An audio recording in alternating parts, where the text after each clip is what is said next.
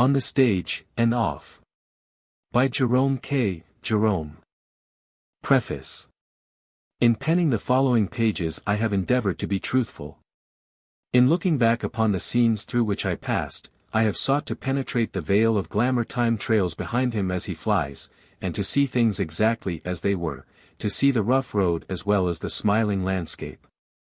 The briars and brambles as well as the green grass and the waving trees. Now, however, that my task is done, and duty no longer demands that memory should use a telescope, the mellowing haze of distance resumes its sway, and the stage again appears the fair, enchanted ground that I once dreamt it. I forget the shadows, and remember but the brightness. The hardships that I suffered seem now but picturesque incidents, the worry only pleasurable excitement. I think of the stage as of a lost friend. I like to dwell upon its virtues and to ignore its faults. I wish to bury in oblivion the bad, bold villains and the false-hearted knaves who played a part thereon, and to think only of the gallant heroes, the virtuous maidens, and the good old men. Let the bad pass. I met far more honest, kindly faces than deceitful ones, and I prefer to remember the former. Plenty of honest, kindly hands grasped mine, and such are the hands that I like to grip again in thought. Where the owners of those kindly hands and faces may be now I do not know. Years have passed since I last saw them, and the sea of life has drifted us farther and farther apart. But wherever on that sea they may be battling, I call to them from here a friendly greeting. Hoping that my voice may reach across the waves that roll between us, I shout to them and their profession a hearty and sincere Godspeed. How do you find this book? Any thoughts about the book or the author? Any suggestion for improvement? Please take a moment to share your thoughts in a comment. If you like it, share it with your friends who might enjoy it as well. Subscribe to keep in touch. Visit CompleteAudiobooks.com for more quality content. I determined to become an actor. There comes a time in everyone's life when he feels he was born to be an actor. Something within him tells him that he is the coming man, and that one day he will electrify the world. Then he burns with a desire to show them how the thing's done, and to draw a salary of $300 a week. This sort of thing generally takes a man when he is about 19, and lasts till he is nearly 20. But he doesn't know this at the time. He thinks he has got hold of an inspiration all to himself, a kind of solemn call, which it would be wicked to disregard. And when he finds that there are obstacles in the way of his immediate appearance as Hamlet at a leading West End theatre, he is blighted. I myself caught it in the usual course. I was at the theatre one evening to see Romeo and Juliet played, when it suddenly flashed across me that that was my vocation. I thought all acting was making love in tights to pretty women, and I determined to devote my life to it. When I communicated my heroic resolution to my friends, they reasoned with me. That is, they called me a fool, and then said that they had always thought me a sensible fellow, though that was the first I had ever heard of it. But I was not to be turned from my purpose. I commenced operations by studying the great British dramatists. I was practical enough to know that some sort of preparation was necessary, and I thought that, for a beginning, I could not do better than this. Accordingly, I read through every word of Shakespeare, with notes, which made it still more unintelligible, Ben Jonson, Beaumont and Fletcher, Sheridan, Goldsmith, and Lord Lytton. This brought me into a state of mind bordering on insanity. Another standard dramatist, and I should have gone raving mad, of that I feel sure. Thinking that a change would do me good, I went in for farces and burlesques, but found them more depressing than the tragedies, and the idea then began to force itself upon me that, taking one consideration with another, an actor's lot would not be a happy one. Just when I was getting most despondent, however, I came across a little book on the art of making up, and this resuscitated me. I suppose the love of making up is inherent in the human race. I remember belonging, when a boy, to the West London United Concert and Entertainment Association. We used to meet once a week for the purpose of regaling our relations with original songs and concertina solos, and on these occasions we regularly burnt corked our hands and faces. There was no earthly reason for doing so, and I am even inclined to think we should have made our friends less unhappy if we had spared them this extra attraction. None of our songs had the slightest reference to Dinah. We didn't even ask each other conundrums, while, as for the jokes, they all came from the audience. And yet we daubed ourselves black with as much scrupulousness as if it had been some indispensable religious rite. It could only have been vanity. Making up certainly assists the actor to a very great degree. At least, I found it so in my case. I am naturally of mild and gentle appearance, and, at that time, was particularly so. It was no earthly use my standing in front of the glass and trying to rehearse the part of, say, a drunken costermonger. It was perfectly impossible for me to imagine myself the character. I am ashamed to have to confess it, but I looked more like a young curate than a drunken costermonger, or even a sober one, and the delusion could not be sustained for a moment. It was just the same when I tried to turn myself into a desperate villain. There was nothing of the desperate villain about me. I might, perhaps, have imagined myself going for a walk on Sunday, or saying, "Bother it," or even playing ha'penny nap, but as for ill-treating a lovely and unprotected female, or murdering my grandfather, the thing was absurd. I could not look myself in the face and do it. It was outraging every law of lavater. My fiercest scowl was a milk-and-watery accompaniment to my bloodthirsty speeches, and, when I tried to smile sardonically, I merely looked imbecile. But crepe hair and the rouge pot changed all this. The character of Hamlet stood revealed to me the moment that I put on false eyebrows, and made my cheeks look hollow. With a sallow complexion, dark eyes, and long hair, I was Romeo, and, until I washed my face, loved Juliet to the exclusion of all my female cousins. Humor came quite natural when I had a red nose. And, with a scrubby black beard, I felt fit for any amount of crime. My efforts to study elocution, however, were not so successful.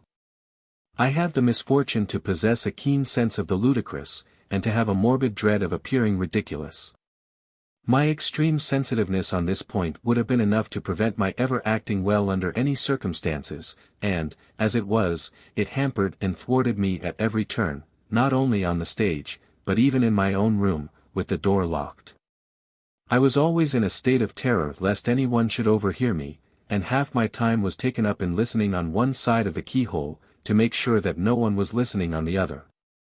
While the slightest creak on the stairs was sufficient to make me stop short in the middle of a passage, and commence whistling or humming in an affectedly careless manner, in order to suggest the idea that I was only amusing myself. I tried getting up early and going to Hampstead Heath, but it was no good. If I could have gone to the desert of Sahara, and assured myself, by the aid of a powerful telescope, that no living creature was within 20 miles of me, I might have come out strong, but not else. Any confidence I might have placed in Hampstead Heath was rudely dissipated on the very second morning of my visits. Buoyed up by the belief that I was far from every vestige of the madding crowd, I had become quite reckless, and, having just delivered, with great vigor, the oration of Antony over the body of Caesar, I was about starting on something else. When I heard a loud whisper come from some furze bushes close behind me, "Ain't it proper, Liza? Joe, you run and tell Melia to bring Johnny." I did not wait for Johnny. I left that spot at the rate of 6 miles an hour. When I got to Camden Town I looked behind me, cautiously. No crowd appeared to be following me, and I felt relieved, but I did not practice on Hampstead Heath again. After about 2 months of this kind of thing, I was satisfied that I had learned all that could possibly be required, and that I was ready to come out. But here the question very naturally arose, how can I get out? My first idea was to write to one of the leading managers, tell him frankly my ambition, and state my abilities in a modest but a straightforward manner. To this, I argued, he would reply by requesting me to call upon him, and let him see for himself what I could do. I should then go to the theatre at the time appointed, and send up my card. He would ask me into his private room, and, after a little general conversation on the weather, and the latest murder, etc., etc., he would suggest my rehearsing some short scene before him or reciting 1 or 2 speeches. This I should do in a way that would quite astonish him, and he would engage me on the spot at a small salary. I did not expect much at first, but fancied that £5 or £6 per week would be near the mark. After that, the rest would be easy. I should go on for some months, perhaps a year, without making any marked sensation. Then my opportunity would come. A new play would be produced, in which there would be some minor part, not considered of any importance, but which in my hands, I had just read the history of Lord Dundreary, and believed every word of it, would become the great thing in the play. And the talk of London. I should take the town by storm, make the fortune of my manager, and be the leading actor of the day. I used to dwell on the picture of the night when I should first startle the world. I could see the vast house before me with its waves of wild, excited faces. I could hear their hoarse roar of applause ringing in my ears. Again and again I bowed before them, and again the cheers burst forth, and my name was shouted with waving of hats and with bravos. I did not write to a manager, though, after all. A friend who knew something about the subject said he wouldn't if he were I, and I didn't. I asked him what course he would advise, and he said, "Go to an agent, and tell him just exactly what you want." I went to 2 or 3 agents, and told them all just exactly what I wanted, and they were equally frank, and told me just exactly what they wanted, which, speaking generally, was 5 shillings booking fee, to begin with. To do them justice, though, I must say that none of them appeared at all anxious to have me, neither did they hold out to me much hope of making my fortune. I believe my name is still down in the books of most of the agents, at least, I have never been round to take it off, and I expect that among them they will obtain for me a first-class engagement one of these days, when I am Bishop of London. Or editor of a society paper, or something of that sort. It was not for want of worrying that they did not do anything for me then. I was forever what I called waking them up, a process which consisted of studying the photos in the outer office for half an hour, and then being requested to call again. I had regular days for performing this duty, on the mornings of which I would say to myself, "Well, I must go round, and wake those agents up again today." When I had said this, I felt quite important, and had some vague idea that I was overworking myself. If, on my way, I happened to meet a friend, I greeted him with, "Haven't got a minute, old man. I'm just going round to my agents," and, scarcely stopping to shake hands, would rush off, leaving him with the impression that I had been telegraphed for. But I never succeeded in rousing them to a full sense of their responsibilities, and, after a while, we began to get mutually tired of one another. Especially as about this time I managed to get hold of 2 or 3 shem agents, or rather, they managed to get hold of me, who were much more pleased to see me. One of these, a very promising firm, though not quite so good at performing, had its offices then in Leicester Square, and consisted of 2 partners, one of whom, however, was always in the country on important business, and could never be seen. I remember they got £4 out of me, for which they undertook, in writing, to obtain me a salaried London engagement before the expiration of a month. Just when the time was nearly up, however, I received a long and sympathetic letter from the mysterious travelling partner. This hitherto rusticating individual had, it appeared, returned to town the previous day, but only to discover a state of things that had shocked him beyond all expression. His partner, the one to whom I had paid the £4, besides defrauding nearly all the clients by taking money for engagements which he had no possible means of obtaining, had robbed him, the writer of the letter, of upward of £70. And had bolted, no one knew whither. My present correspondent expressed himself deeply grieved at my having been so villainously cheated, and hoped I would join him in taking proceedings against his absconding partner, when found. He concluded by stating that £4 was an absurd sum to charge for obtaining such an engagement as had been held out to me, and that if I would give him, who really had the means of performing his promises, £2, he would get me one in a week, or 10 days at the outside. Would I call and see him that evening?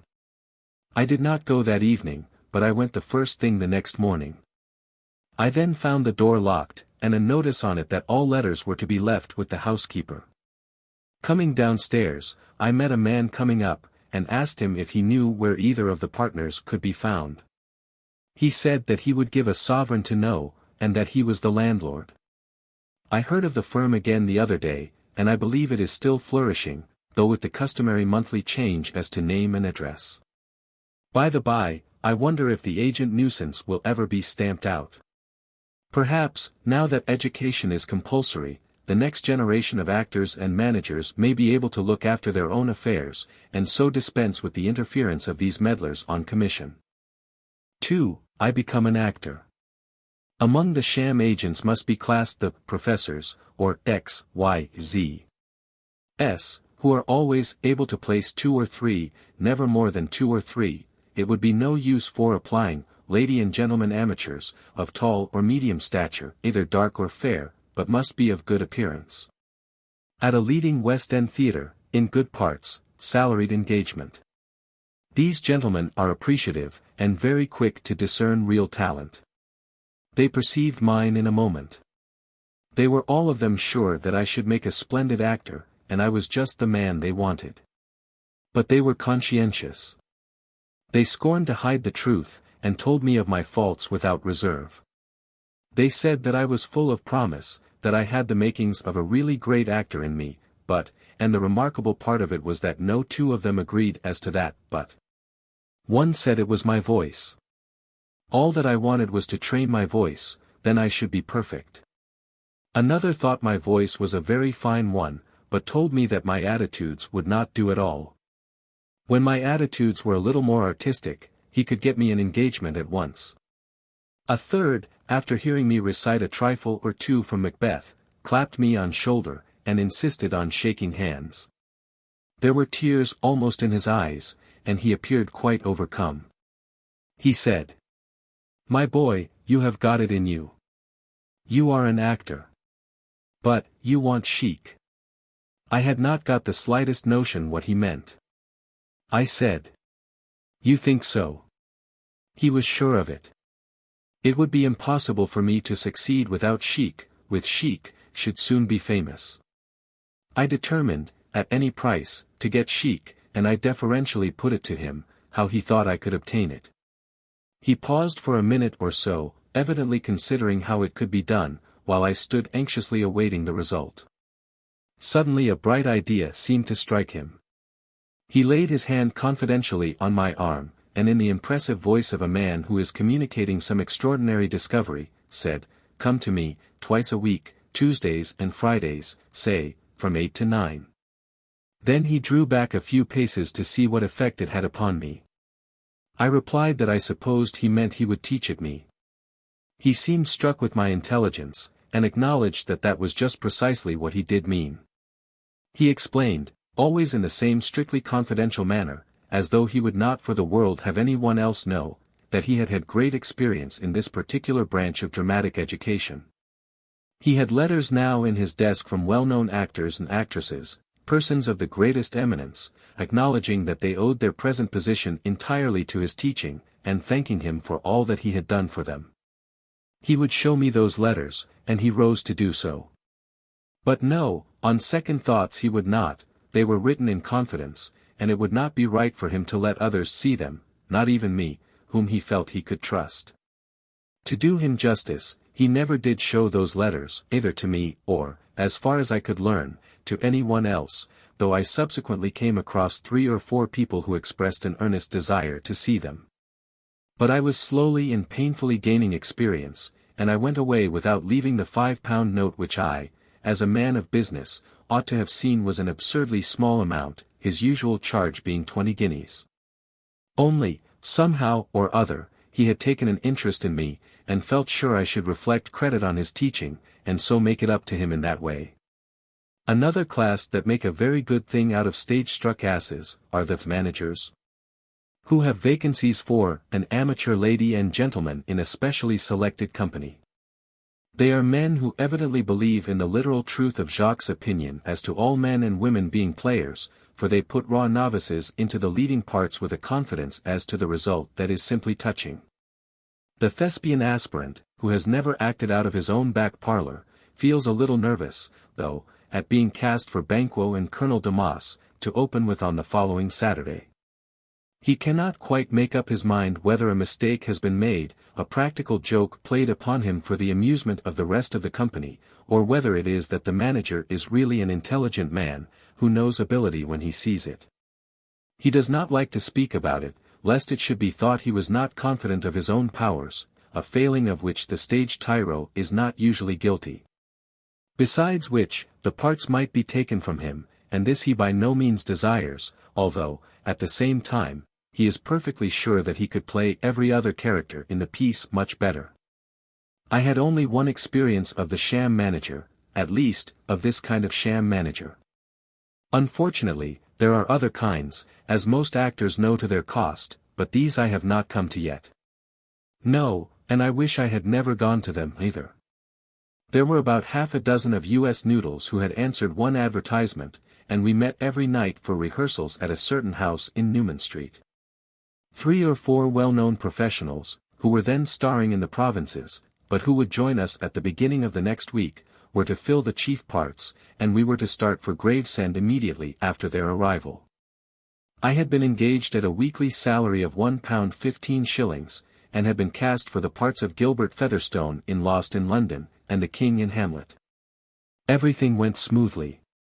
There had been no suggestion of a premium or anything of that kind, and although I had, by this time, grown exceedingly suspicious, I began to think that this, at all events, was not a swindle. But I soon found out the trick. On the 5th night of the rehearsals, our manager was particularly pleasant, and complimented me on what he called my really original reading of the parts. During the pauses, he leant familiarly on my shoulder, and discussed the piece with me. We had a little argument about the part of the king. He differed from me, at first, on 1 or 2 points, but afterward came round to my views, and admitted that I was right. Then he asked me how I was going to dress the part.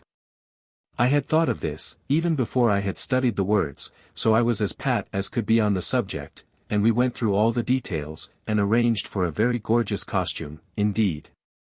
He did not try to stint me in the least, though I was once or twice afraid he might grumble at the cost. But no, he seemed quite as anxious as I was that the thing should be done in good style. It would be a little expensive, as he himself said, but then, you may just as well do the thing properly, while you are about it, he added, and I agreed with him. He went on to reckon up the amount. He said that he could get the things very cheap, much cheaper than anyone else, as he had a friend in the business, who would let him have them for exactly what they cost to make. I congratulated him on the fact, but feeling no personal interest in the matter, began to be rather bored by his impressiveness on the subject. After adding it all up, he came to the conclusion that £9 ought to cover the lot. And very cheap, too, said he, the things will be good, and will always come in useful, and I agreed with him again, and remarked that I thought they would be well worth the money, but wondering what on earth all this had got to do with me. Then he wanted to know whether I would pay the money that evening, or bring it with me next time. Me pay? I exclaimed, rendered ungrammatical by surprise. What for? What for? Why, for the costume, replied he.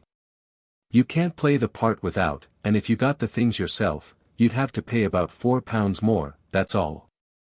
If you haven't got all the money handy, he continued soothingly, let me have as much as you can, you know, and I'll try and get my friend to trust you for the rest.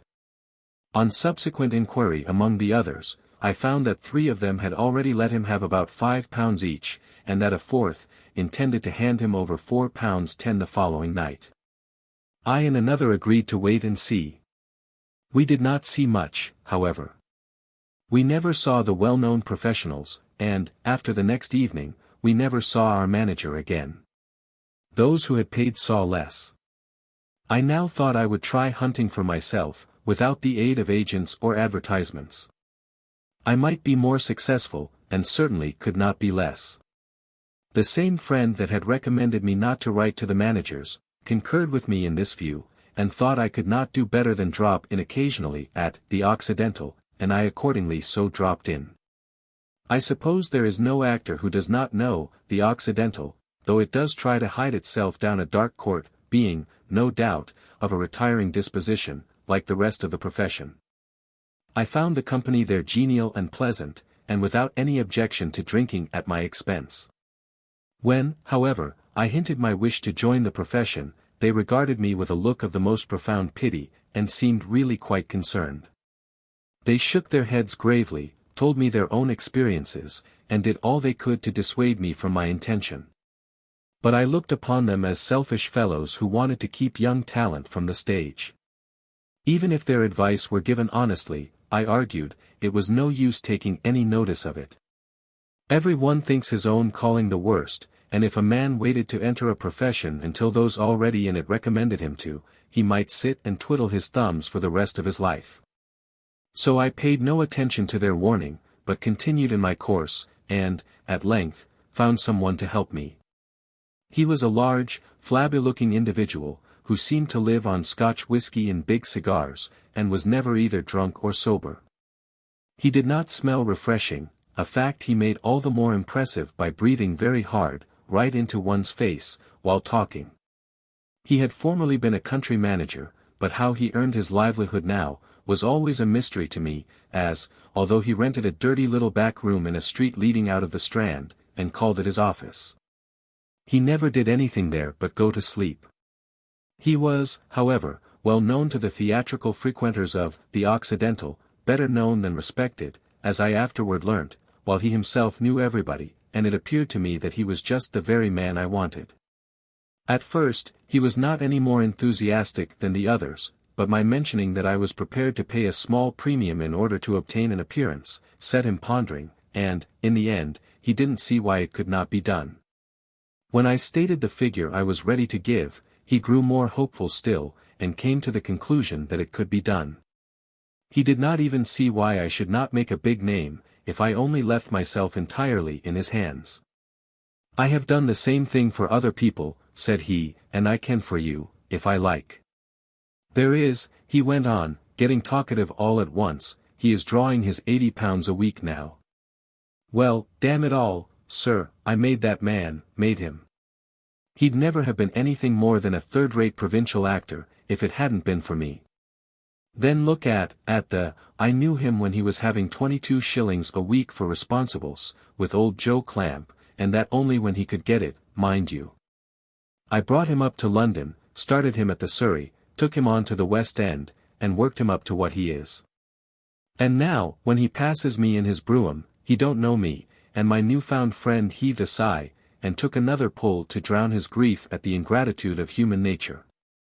"Yes, sir," he continued, on emerging from his glass, "I made those men, and why shouldn't I make you?"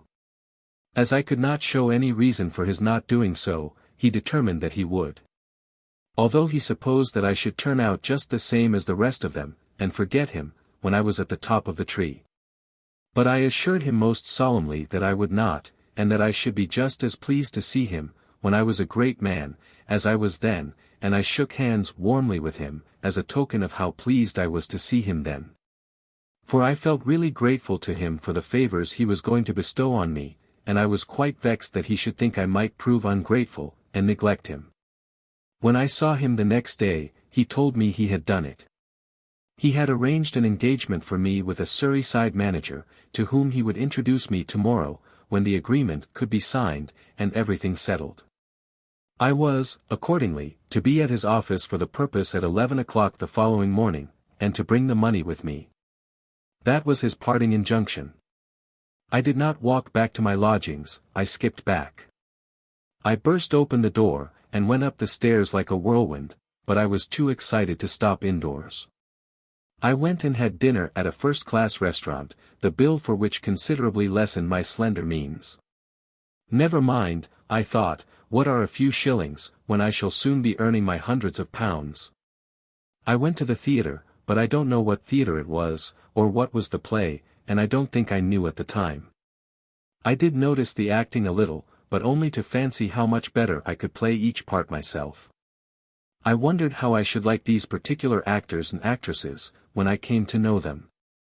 I thought I should rather like the leading lady, and, in my imagination, sketched out the details of a most desperate flirtation with her, that would send all the other actors mad with jealousy. Then I went home to bed, and lay awake all night, dreaming. I got up at 7 the next morning, and hurried over my breakfast, so as to be in time for the appointment at 11. I think I looked at my watch. I wonder where that watch is now. At least every other minute. I got down to the Strand a little before 10, and wandered up and down a small portion of it, frightened to go a stone's throw from the office, and yet dreading to go too near it. I bought a new pair of gloves. I remember they were salmon color, and one of them split as I was trying to get it on, so I carried it crumpled up in my hand, and wore the other one. When it got within 20 minutes of the time, I turned into the street where the office was, and loitered about there, with an uncomfortable feeling, that everyone living in it knew what I had come about, and was covertly watching me from behind blinds and curtains. It seemed as though 11 o'clock never would come, but Big Ben told it out at last, and I walked up the door, trying to look as if I had just strolled. When I reached the office, no one was there, and the door was locked. My heart sank within me. Had the whole thing been a cruel hoax? Was it to be another disappointment? Had the manager been murdered? Had the theater been burned down? Why were they not here? Something extraordinary must have happened to make them late on such an important occasion as this. I spent half an hour of intense suspense and then they arrived. They hoped they had not kept me waiting, and I replied, "Oh no, not at all," and murmured something about having only just come myself. As soon as we all three were inside the little office, I was introduced to the manager, who turned out to be an actor I had often seen on the boards, but who did not look a bit like himself, though he would have done very well for his own son. He was so much shorter and younger than he ought to have been. The clean-shaven face gives actors such a youthful appearance. It was difficult to believe, at first, that the sedate-looking boys I used to meet at rehearsal were middle-aged men with families, some of them. Altogether, my future manager did not realize my expectations of him. He was not dressed with that reckless disregard for expense that I had looked for in a man of his position. To tell the truth, he presented a very seedy figure, indeed. I put it down, however, to that contempt for outward appearance, so often manifested by men of great wealth, and called to mind stories of millionaires who had gone about almost in rags. And I remembered, too, how I had once seen the mother of one of our leading burlesque actresses, and how I had been surprised at her extreme dinginess, the mother's. They had the agreements all ready, and the manager and I signed in each other's presence, and exchanged. Then I handed him a £10 bank note, and he gave me a receipt for it. Everything was strictly formal. The agreement, especially, was very plain and precise, and there could be no mistake about it. It arranged for me to give my services for the first month gratis, and after that I was to receive a salary according to ability. This seemed to me very fair, indeed. If anything, it was, perhaps, a little reckless on his part, and might press heavily upon him. He told me candidly, however, that he did not think I should be worth more than 30 shillings a week to him for the first 2 or 3 months, though, of course, it would depend upon myself entirely, and he should be only too pleased if it proved otherwise. I held a different opinion on the subject, but did not mention it, thinking it would be better to wait and let time prove it. So I merely said I wished for nothing but what was fair and just, and it appearing that this was exactly what he wanted me to have, we parted on the best of terms, but not before all particulars had been arranged. He was going to open for the summer season in 3 weeks' time, and the rehearsals were to commence about a fortnight before. For the next week, therefore, I was nothing. After that, I was an actor. 1. 3. Through the stage door. It was not until about a week before the opening night, that I received a summons to attend at the theatre. 11 o'clock was the time appointed for the company to assemble on the stage, and, accordingly, at a few minutes before that hour, I stood in front of the stage door. It was a dingy-looking place, up a back street, with a barber's shop on one side, and a coal shed on the other. A glorious spring sunshine made it look, by contrast, still more uninviting, and I likened it to the entrance to the enchanted palace in the fairy tales, where the gloomier the portal through which the prince passes, the more gorgeous the halls beyond. This was before I had seen the inside. But it wouldn't do for me to stop there meditating. It was already 2 minutes past 11 and the rest of the company would be waiting for me. I laid my hand upon the latch, and A moment, please. Before I throw open that door and let daylight in upon the little world behind, let me offer a word or two of preparatory explanation. The theatrical world is a big world. From one of the leading London theatres to a travelling booth, I intend no slighting allusion to our talented American cousin, is a wide stretch, and embraces a great variety. My experience was confined to 3 or 4 of these varieties, and by no means extended to the whole. My short career was passed among the minor London theatres, and second and third-rate travelling companies. And it is of these, and these only, that I shall speak. But of these, of what came under my actual observation, that is, I shall speak freely, endeavouring to record things exactly as I found them, nothing extenuating, nor setting down aught in malice. It may be that, in the course of my comments, I shall think it necessary to make a few more or less sensible and original remarks, to tell actors and actresses what they ought to do, and what they ought not to do. To explain to managers how they ought to manage their own business, and to give good advice generally all round. Therefore, at the outset, I wish to be clearly understood that, when so doing, I have in mind only that part of the theatrical world with which I am acquainted. As regards such theatres as, for example, the Lyceum or the St. James's, they are managed quite as well, perhaps, as I could manage them myself, and I have no fault to find with them. Even if I had, I should not do so here, for in these reminiscences I intend to talk only about what I understand, an eccentric resolution for an author, I admit, but no matter, I like to be original now and then. With this understanding, we will push back the door and enter. I found a wheezy little old man inside, boxed up behind a glass partition, toasting a bloater before a small fire. On that morning, I felt kindly disposed toward all living things, and I therefore spoke kindly, even to this poor old buffer. I said, "Good morning. It's a fine day." He said, "Shut the door, can't yer, or else get outside." Acting on this suggestion, I shut the door, and then stood leaning against it, while he finished toasting the bloater.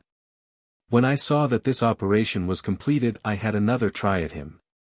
I remarked that my name was. Of course, I had assumed a stage name. They all do it. Heaven only knows why, I am sure they don't. While in the profession, I met a young fellow whose real name happened to be the very one that I had assumed, while he had taken my real name for his assumed one. We were both happy and contented enough, until we met. But afterward we took a sadder view of life, with all its shams and vanities. As the mere announcement of my name had no visible effect upon the stage door keeper, for such I found him to be, I fired my last shot, and told him I was an actor. It roused him. It electrified him to such a degree, that he took his gaze off the bloater, and looked at me. Having feasted his eyes upon me to his full satisfaction, he said, "Down the yard," and returned to what, I suppose, was his breakfast. There being a dismal, just got up sort of look about him. Gathering from this that there was a yard somewhere in the neighborhood, and that, when I had found it, I was to go down it, I started off to look for it. I discovered it at last, quite unexpectedly, by the process of stumbling over a friendly cat, and bursting open a door with my head. The moment I got into it, I was surrounded by at least half a dozen of the feline species. They looked hungry, and welcomed me with enthusiasm, under an absurd idea that I was the cat's meat man, whom I did not resemble in the least. Cats are kept at theatres to keep away the rats, but sometimes the cats themselves become so numerous as to be rather more of a nuisance than the rats, and then it is necessary to keep someone to keep away the cats. They take a great interest in the drama, these cats. They always make a point of coming on in the middle of the most pathetic scenes, when they take the center of the stage, and proceed to go through one or other of their decidedly peculiar toilet exercises. Going down the yard, as directed, and groping my way through a dark passage at the end, I found myself in a vast, gloomy vault, full of hollow echoes, and strange, shapeless shadows, at least, that is what it seemed to me. I cannot say, now, what notions I had previously formed of behind the scenes. They were dispelled so rudely and suddenly, that all trace of them is lost. I know they were formed. Partly by Dower Wilson's charming sketches, where fairy damsels, in the costume of their country, lean gracefully against the back of the landscapes, with their pretty legs crossed, partly by the descriptions of friends who said they had been there. And partly from my own imagination, a vivid one. The reality, however, exceeded my wildest expectations. I could never have dreamt of anything so utterly dismal, as an empty theatre by daylight, or rather daydarkness. No, not even after a supper of beefsteaks and porter. At first, I could see nothing, but, after a while, I got used to the dimness, and was able to look about me. The decorations of the place, such as they were, such as might be expected in a theatre where the stalls were 3 shillings, and the gallery 4d, were shrouded in dirty white cloths. The music stools and stands in the orchestra, together with the big drum, and the violoncello in a green baize case, were all in a heap in the corner, as if they had had a performance on their own account during the night. And had ended up by getting drunk. This idea was further suggested by the appearance of the gallery bar, which could be seen from the stage, though it looked about half a mile off, and which was crowded with empty bottles and dirty pewter pots and glasses. Shabby, patched scenery, a mere unintelligible daub, seen close to, was littered all round me, propped up against the great wooden beams which supported the flies, or against the side walls, piled up at the back, in what was called the scene dock. Lying down flat at my feet, or hanging suspended over my head. In the center of the stage was a rickety table, and on the table was a candle, stuck in a gingerbeer bottle. A solitary sunbeam, having sneaked in through some odd crevice, threw a band of light across the gloom, and showed up the dust, of which the place seemed full. A woman, with a noisy cold in her head, was sweeping out the pit. And some unseen animal, which I judged to be a small boy, by the noise it made, was performing a shrill whistle somewhere in the region of the dress circle.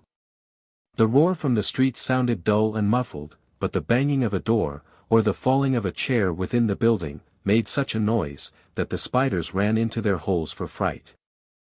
4. Behind the scenes. I had the stage all to myself for about half an hour. It is the etiquette of the theatre for everyone to be late. You estimate the position of an actor, by the time he is late for rehearsal.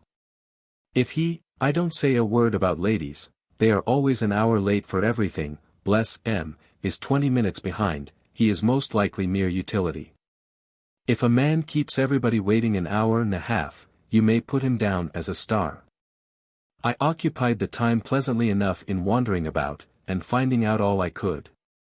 I climbed up a shaky wooden staircase to the flies, and looked down upon the stage from a height of 50 feet. I scrambled about up there amidst ladders, and small platforms, and ropes, and pulleys, and windlasses, and gas pipes, and empty gas bags, and beer cans, and darkness, and dust. Then, up another ladder, leading higher still, and along a narrow plank, crossing from one side of the stage to the other, over a perfect hanging forest of scenery. Clambering round behind, I came to the scene painting room. It was a long, narrow sort of loft, 40 feet above the stage. One side of it was of canvas, part of an enormous sheet, which passed right through it, in at the top and out at the bottom. This sheet of canvas, on which a scene was being painted, was suspended from the roof of the theatre by means of pulleys, so that the whole could be raised or lowered at pleasure, and every portion of it brought within reach of the scene painter, without his moving. If I have not explained myself clearly, try this: take your wife's best traveling trunk, choosing a time when she is not at home, wrench the cover off, and then hold the box up against the window blind. In such a position that the blind is where the cover would have been. There you have it. The box is the scene painter's room, the blind, the scene. There was plenty of light and color, the latter in buckets, in the room, but very little else. A long, deal table, crowded with brushes and paint pots, ran nearly the whole length of it. The scene painter's palette, a marble slab about 6 feet square, lay on the floor, and, near it, one of the brushes with which the sky had been laid on. This brush was the size of an ordinary carpet broom. Noting these things, I left the studio, and descended. A little lower down was the wardrobe room. There was not much in it though. Dresses are borrowed as they are wanted, now, from the costumiers round Covent Garden and Drury Lane, everything being found for so much a week. Years ago, I believe, each theatre used to make, and keep, its own costumes. Even now, a few old-fashioned provincial houses have a substantial wardrobe attached to them, but these are the exceptions, and, as a rule, little, if anything, is kept in stock. Here, there were a few pairs of very loose and baggy-looking tights, half a dozen rusty tin helmets, a heap of buff shoes in a corner, half of them right, half left, sort M as you want M, some natty waistcoats, red and blue, with a dash of yellow. The sort of thing stage Yorkshiremen wear when they come to London, black cloaks for anyone who might wish to dissemble, and an assortment of spangled things. These were the principal items, all of which had seen their best days. Between the yard and the stage was a very big room, containing so heterogeneous a collection of articles that at first I fancied it must be a cooperative store in connection with the theatre. It was, however, only the property room, the things therein being properties, or, more commonly, props, so called, I believe, because they help to support the drama. I will give you some of the contents of the room haphazard as I recollect them. There was a goodly number of tin cups, painted black up to within half an inch of the rim, so as to give them the appearance of being always full. It is from these vessels that the happy peasantry carouses, and the comic army get helplessly fuddled. There is a universality about them. They are the one touch of stage nature which makes the whole world kin. They are used alike by the Eskimo and the Hottentot. The Roman soldiery appear never to have drunk out of anything else, while, without them, the French Revolution would lose its chief characteristic. Besides these common cups, there were gold and silver ones, used only for banquets, and high-class suicides. There were bottles, and glasses, and jugs, and decanters. From these aids to debauchery, it was pleasant to turn to a cozy-looking tea service on a tray with a white tablecloth. There was a soothing suggestion of muffins and domestic bliss about it. There was plenty of furniture, a couple of tables, a bedstead, a dresser, a sofa, chairs, half-dozen of them, high-backed ones, for Hall and the Old Grange, etc. They were made by fixing pasteboard backs onto ordinary cane chairs. The result was that they were top-heavy, and went over at the slightest touch, so that picking them up, and trying to make them stand, formed the chief business of the scenes in which they were used. I remember the first time our light comedy attempted to sit down on one of these chairs. It was on the opening night. He had just said something funny, and, having said it, sat down, crossed his legs, and threw himself back, with all that easy, negligent grace so peculiarly his own.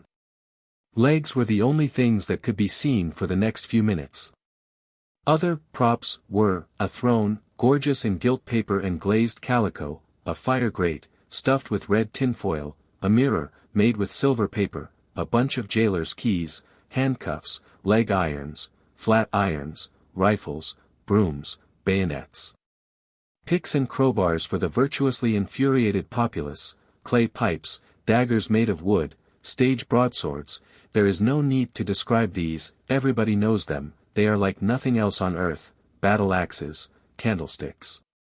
A pound or two of short dips, a crown, set with diamonds and rubies each as big as a duck's egg, a cradle, empty, an affecting sight, carpets, kettles, and pots, a stretcher, a chariot, a bunch of carrots, a costermonger's barrow, banners.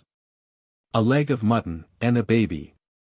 Everything, in short, that could possibly be wanted either in a palace or a garret, a farmyard or a battlefield.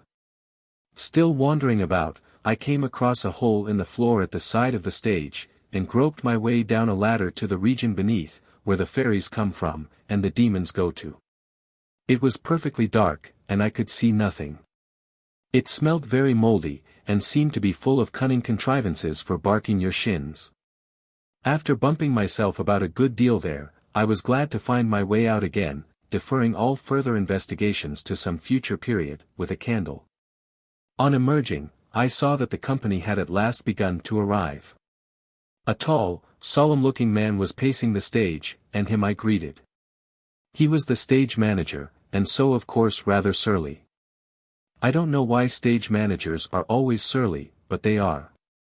In the course of the next few minutes, there trotted in a demure-looking little man, who turned out to be our first low comedy, and very good low comedy he was, too, though, from his wooden expression. You might have thought him as destitute of humor as the librettist of a comic opera. Then followed the heavy man, talking in a very gruff voice to a good-looking young fellow with him, who played the juveniles when our manager didn't take them himself. Then, after a short interval, a lady, an old queer-looking little lady, who walked with a stick, and complained of rheumatism, and who, as soon as she reached the stage, plumped herself down on the thick end of a mossy bank, from which nothing would induce her to rise until she got up to go home. She was our old woman. She did the doting mothers and the comic old maids. She had played everything in her time, and could play anything still. She would have taken Juliet, or Juliet's nurse, whichever you liked, and have done both of them well. She would have been 10 minutes making up for Juliet, and then, sitting in the middle of the pit, you would have put her down for 20.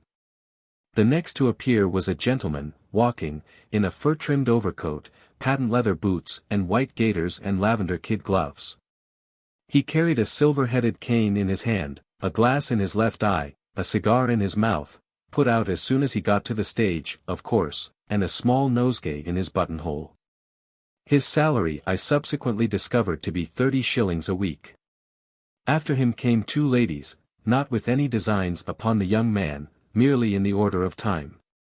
One of them was thin and pale, with a careworn look underneath the rouge, just as if she were some poor, hard-working woman, with a large family and small means, instead of an actress.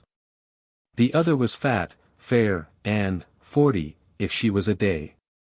She was gloriously got up, both as regards complexion and dress.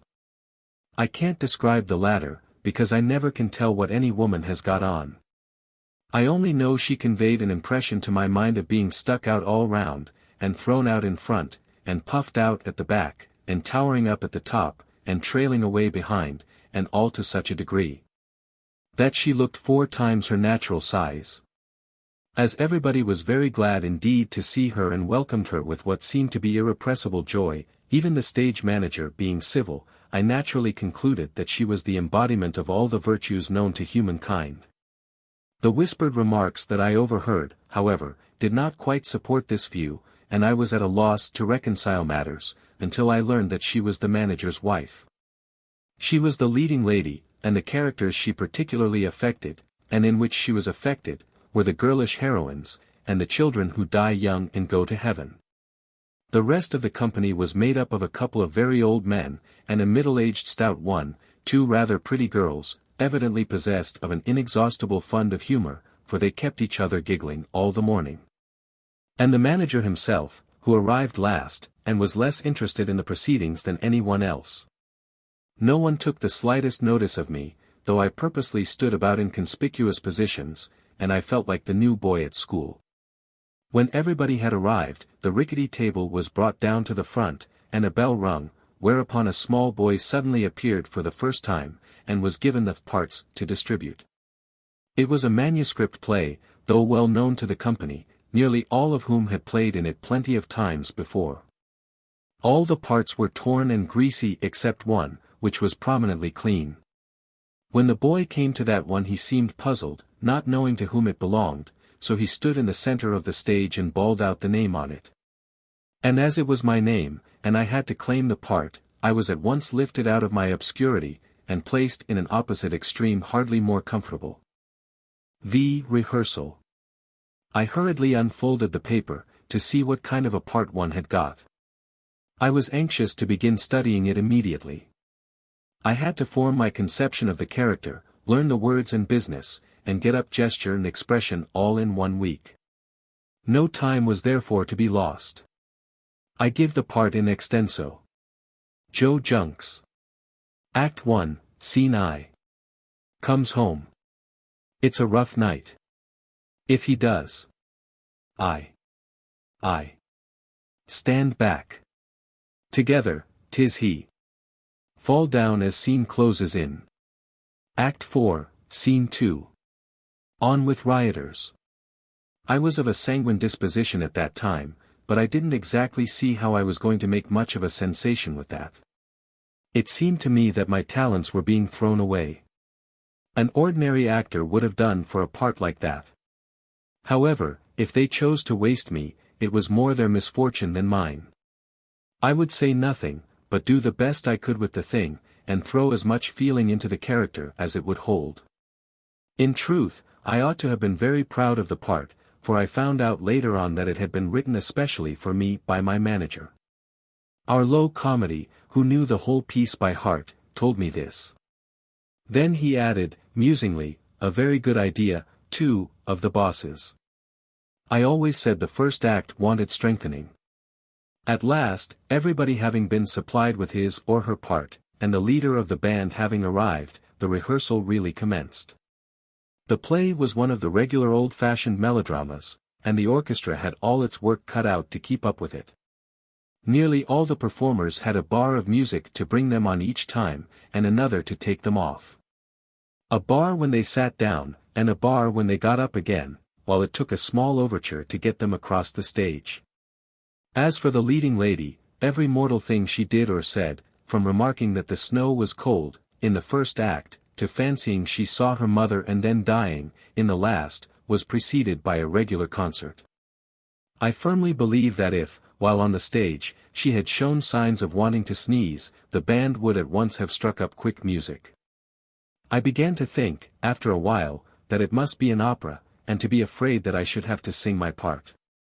The first scene was between the old landlord of an old inn, some village gossips, and the villain of the piece. The stage manager, who played the villain, naturally, stood in the center of the stage, from which the rest of the company had retired, and, from there, with the manuscript in his hand, he directed the proceedings. Now then, gentlemen, cried he, first scene, please. Hallett, landlord, Billikens, and Junks, I was Junks, upstage, right. I shall be here, walking across and stamping his foot on the spot intended, sitting at table. All discovered at rise of curtain.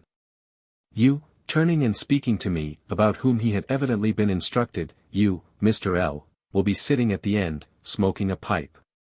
Take up your cues sharply, and mind you, speak up or nobody will hear you, this is a big house.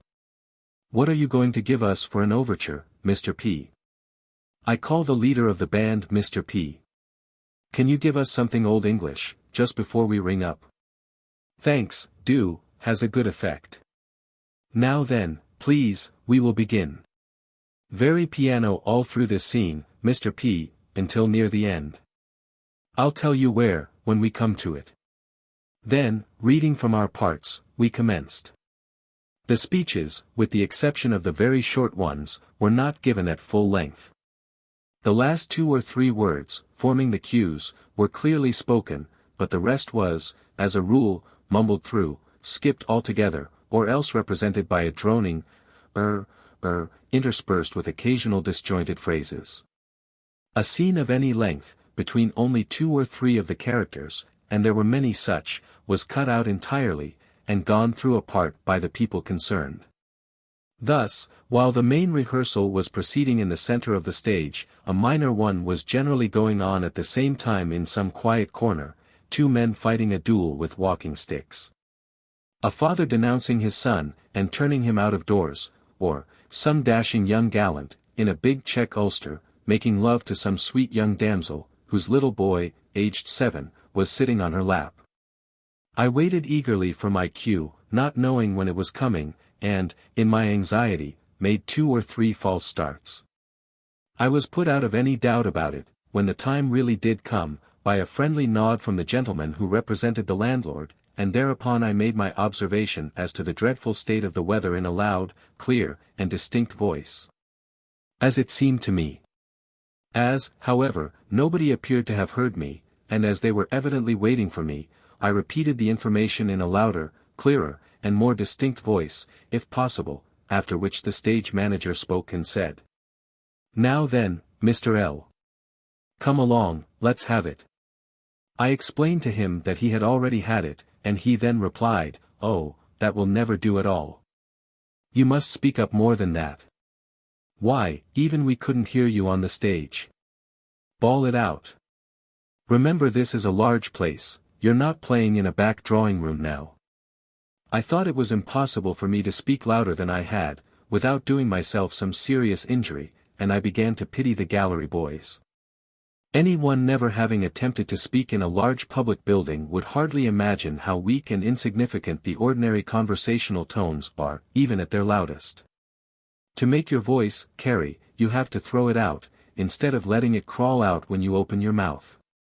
The art is easily acquired, and, by it, you are able to make your very whispers heard. I was cautioned to look to this, and then we went on. The close of the scene was a bustling one, and the stage manager explained it thus: "You, the landlord, put the lantern close to my face, when you say, 'tis he.'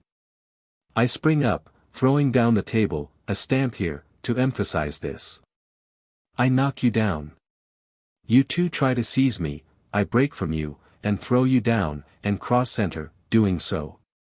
I gain door, open it, and stand there, pointing revolver. You all cower down. We were squatting on our toes, as an acknowledgement of having been all bowled over like a set of 9 pins, or rather 4 pins in our case, and we now further bobbed our heads, to show that we did cower. Picture, says the stage manager approvingly, as drop falls. Hurried music all through that, Mr. P. Mind you all keep well up the stage means toward the back, and down, the stage, consequently, implies near the footlights, so as to let the drop come down. What front drops have you got? Have you got an interior? We want a cottage interior. This latter was spoken to a stage carpenter, who was dragging some flats about. Do not be shocked, gentle reader, a stage flat is a piece of scenery. No other kind of flat is ever seen on the stage. I dunno, answered the man. Where's Jim? Jim. It appeared that Jim had just stepped outside for a minute. He came back at that point, however, wiping his mouth, and greatly indignant at hearing the sound of his own name. All right, was his wrathful comment, as he came up the yard, don't sing it, he ain't dead. What the devil's the matter? Is the booze fire? You never go out, do yer? Jim was the head carpenter, and was a sulky and disagreeable man, even for a stage carpenter. When he wasn't, just stepped outside for a minute, he was quarreling inside, so that instead of anybody's objecting to his frequent temporary retirements, his absence was rather welcomed. He, in common with all stage carpenters, held actors and actresses in the greatest contempt, as people who were always in the way, and without whom the play would get on much better. The chief charm about him, however, was his dense stupidity. This trait was always brought into particular prominence whenever the question of arranging scenery was under discussion. Fresh scenery is a very great rarity at the minor theaters. When anything very special is produced, and an unusually long run is expected, say, of a month or 6 weeks, 1 or 2 scenes may, perhaps, be specially painted, but, as a rule, reliance is placed upon the scenery, the gradual growth of years already in stock, which, with a little alteration, and a good deal of makeshift, generally does duty for the entirely new and elaborate scenery, so minutely described in the posters. Of course, under these circumstances, slight inconsistencies must be put up with. Nobody objects to a library drop representing 'tween decks of the Sarah Jane, or to a back parlor being called a banqueting hall. This is to be expected. Our stage manager was not a narrow-minded man on the subject of accessories. He would have said nothing about such things as these. He himself had, on the occasion of one of his benefits, played Hamlet with nothing but one interior, and the garden, and he had been a member of a fit-up company that travelled with a complete Shakespearean repertoire and 4 set scenes. So that he was not likely to be too exacting. But even he used to be staggered at Jim's ideas of mounting. Jim's notion of a distant view of Hampstead Heath by moonlight was either a tropical island, or the back of an old transformation scene. And for any place in London, no matter what, whether Whitechapel or St. James's Park, he invariably suggested a highly realistic representation of Waterloo Bridge in a snowstorm. In the present instance, on being asked for the cottage interior, he let down a log cabin, with a couple of Bowie knives and revolvers artistically arranged over the fireplace. Anticipating any doubt upon the subject of suitableness by an assurance that there you were, and you couldn't do better than that. The objection, that a log cabin with Bowie knives and revolvers over the fireplace, though it was doubtless a common enough object in the Australian bush or the backwoods of America, was never, by any chance, found in England. And that the cottage to be represented was supposed to be within a few miles of London, he considered as too frivolous to need comment, and passed it over in silent contempt. Further argument had the effect of raising up Jim's stock authority, a certain former lessee, who had been dead these 15 years, and about whom nobody else but Jim seemed to have the faintest recollection. It appeared that this gentleman had always used the log cabin scene for English cottages, and Jim guessed that he, the defunct lessee, knew what he was about, even if he, Jim, was a fool. The latter of Jim's suppositions had never been disputed, and it was a little too late then to discuss the former. All I can say is, that if Jim's Mr. Harris, as this mysterious manager was generally dubbed, really did mount his productions in the manner affirmed, their effect must have been novel in the extreme. Nothing could induce Jim to show anything else that morning, although the manager reminded him of a cottage scene having been expressly painted for the last lessee. Jim didn't know where it was. Besides, one of the ropes was broken, and it couldn't be got at then, after which little brush with the enemy, he walked away and took up a row with the gas man at the very point where he had dropped it 20 minutes before. Scenery and props were not being used at this, the first rehearsal, the chief object of which was merely to arrange music, entrances and exits, and general business. But of course it was desirable to know as soon as possible what scenery was available, and whether it required any altering or repairing. In the second scene the leading lady made her first appearance, an event which called forth all the energies of the orchestra. It would not do for her to burst upon the audience all at once. Great and sudden joy is dangerous. They must be gradually prepared for it. Care was exercised that the crisis should be well led up to, and that she should appear exactly at the right moment. When all was satisfactorily settled, the cue was announced to her by the stage manager. He said it was, pom-pom, pom-pom, pom-pom, pom, pom, pom. That's your cue, my dear. On the stage, everybody calls the actresses, my dear. You soon pick it up, especially in the case of the young and pretty ones. Where do I come on from? Asked the leading lady. I can't say, my dear, until I've seen the drop. There'll most likely be a door in it, and then you can come on from the back. Entrances from the back, it may be remarked, are the favorite ones. Indeed, some artistes will never come on from anywhere else.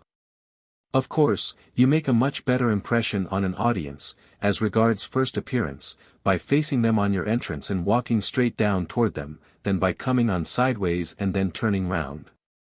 Entrances from the back, however, are sometimes carried to excess, and a whole scene is rendered unnatural and absurd, merely to gratify personal vanity.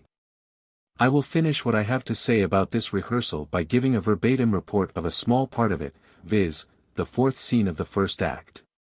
The actual scene is this. Stage manager, standing center with his back to the footlights. Close behind him, perched in a high chair, the leader of the band soloists, representing the orchestra with a fiddle. 2 or 3 groups of artists, chatting at the wings. The heavy man facing up and down at the back, conning his part in an undertone, and occasionally stopping to suit the action to the word. Low comedy and walking gent, going through scene by themselves in L3. E. Singing chambermaid, flirting with juveniles, only one of them, R2. E. Property man, behind, making a veal and ham pie out of an old piece of canvas and a handful of shavings. Couple of carpenters, in white jackets, hovering about with hammers in their hands and mischief in their eyes, evidently on the lookout for an excuse to make a noise. Call boy all over the place, and always in the way, except when wanted. Our first old man, standing R.C., and reading part by the aid of a large pair of specs. Error, wind howls, night is this, 15 years ago. Sweet child, stolen away, baby prattle, ears, shall I never hear her voice again? He looks up, and finding that nobody makes any sign of caring a hang whether he does or not, he repeats the question louder. Stage manager, severely, as if this was a question that really must be answered. Shall I never hear her voice again? Oh. That's a music cue, Mr. P. Have you got it down? Miss. Stage name of the manager's wife, sings a song there, without. Mr. P. No, I'll put it down now. What is it? Hear her voice again. Writes on some loose slips of paper, lying before him on the stage. Have you the music? Stage man. Oh, anything dismal does. No matter what, so long as it gives the hump. What will you have, my dear? Manager's wife, who has just finished a social bottle of bass with another lady. Oh, the old thing, you know. Home, sweet home. Juveniles, in a whisper to low calm. Is she going to sing? Low calm, yes, always does it. Juveniles. Oh, my. Man. Wife and the fiddle do first verse of Home, Sweet Home. First old man.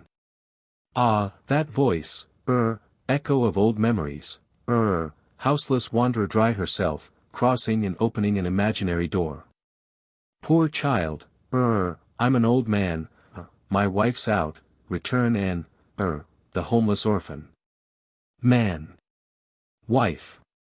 Will there be any limelight on here?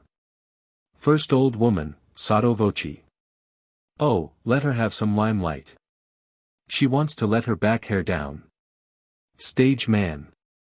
Certainly, my dear. There'll be a fireplace in this corner, and red limelight from it. Man. Wife. Oh, all right, I only wanted to know. Now, what was it, homeless orphan? Oh, that's my long speech, you know. Is this a dream that I have dreamt before, played here when a child? First sweet child, your face recalls strange memories of been just your age. Stage man. Interrupting. Slow music throughout. First continuing. Never from that night. Golden, I can't believe she's dead. Scrape from the fiddle, followed by bar, to bring on first old woman. First O.W. Without moving from her seat, and coming straight to the cue with a suddenness which startles everybody. Fold you to my breast. Man. Wife. Mother. Got the rheumatism again? First O.W. Got it again. It's never gone yet, drat it, my child. Powerful scrape from the fiddle. First O.M. Where am I? Stage man. Left, down stage. Man. Wife. We embrace, left center.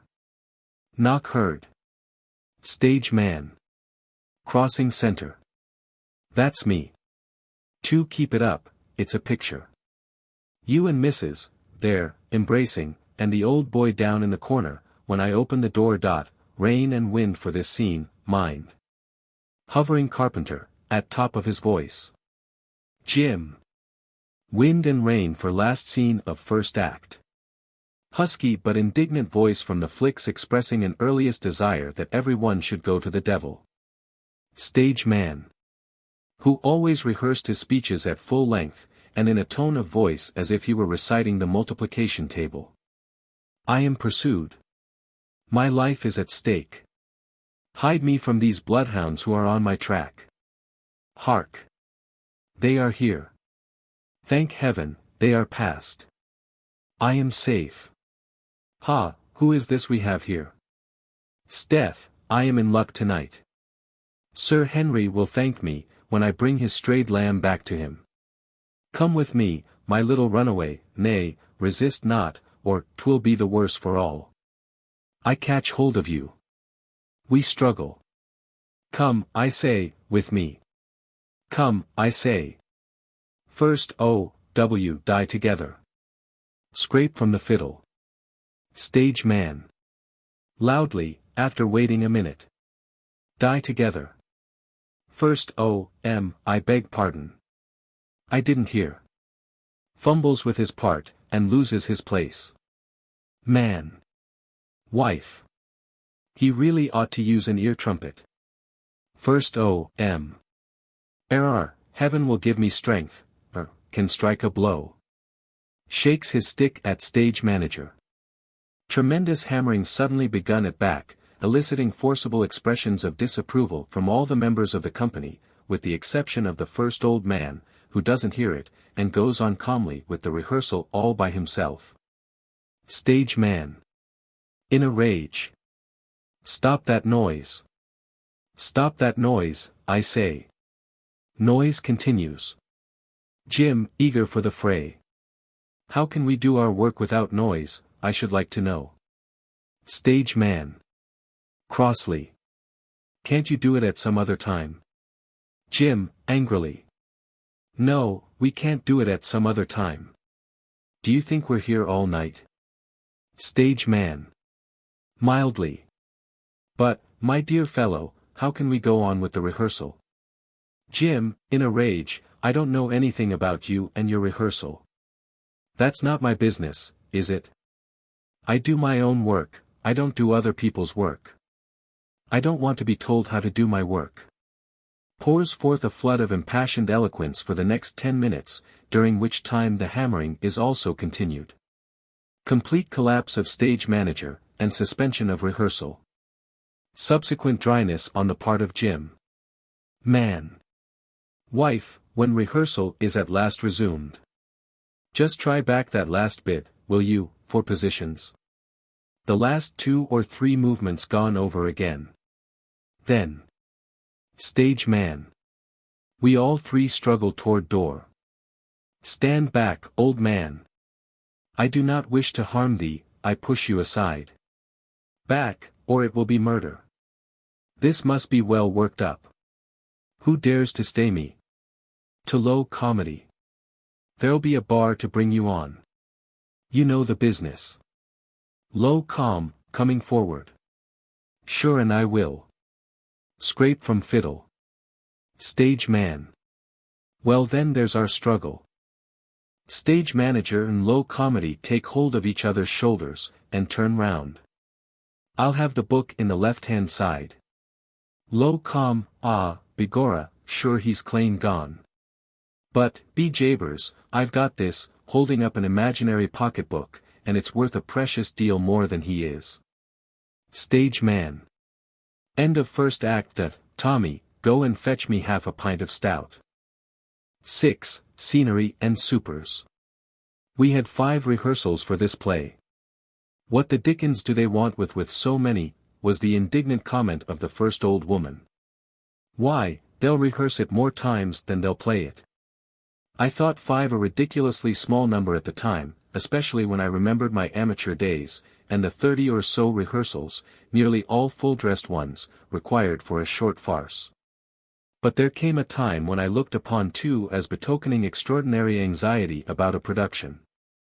In the provinces, I have known a 3-act comedy put on without any rehearsal at all, and with half the people not even knowing the patter. Business was arranged in whispered consultations, while the play was proceeding, and when things got into a more than usually glorious muddle, one or other of the characters would come off the stage and have a look at the book. As for the prompter, after vainly struggling to keep them to 1 act at a time, and to dissuade the hero from making love to the wrong girl, he came to the conclusion that he was only in the way, and so went and had a quiet pipe at the stage door. And refrained from worrying himself further. The rehearsals got more shipshape as we went on. At the 4th every one was supposed to be letter perfect, and parts were tabooed. On this occasion, the piece was played straight through with nothing omitted, and the orchestra, 2 fiddles, a bass viol, cornet, and drum, appeared in full force. For the last rehearsal, props and scenery were called. We had an exciting time with Jim over the scenery, as might be expected. He had a row with everybody, and enjoyed himself immensely. I saw our scene painter then for the first time. He was a jolly little fellow, and as full of cheery contrivance as a Mark Tapley. No difficulties seemed to daunt him. If a court of justice were wanted for the following night, and the nearest thing he had to it were a bar parlour, he was not in the least dismayed. He would have the bar parlour down, paint in a bit here, paint out a bit there. Touch up a bit somewhere else, there was your court of justice. Half an hour was quite long enough for him to turn a hayfield into a churchyard, or a prison into a bedroom. There was only one want, in the present case, that he didn't supply, and that was cottages. All the virtuous people in the play lived in cottages. I never saw such a run on cottages. There were plenty of other residences to which they would have been welcome, halls, palaces, and dungeons, the saloon cabin of A.P.N.O., steamer, drawing room of No.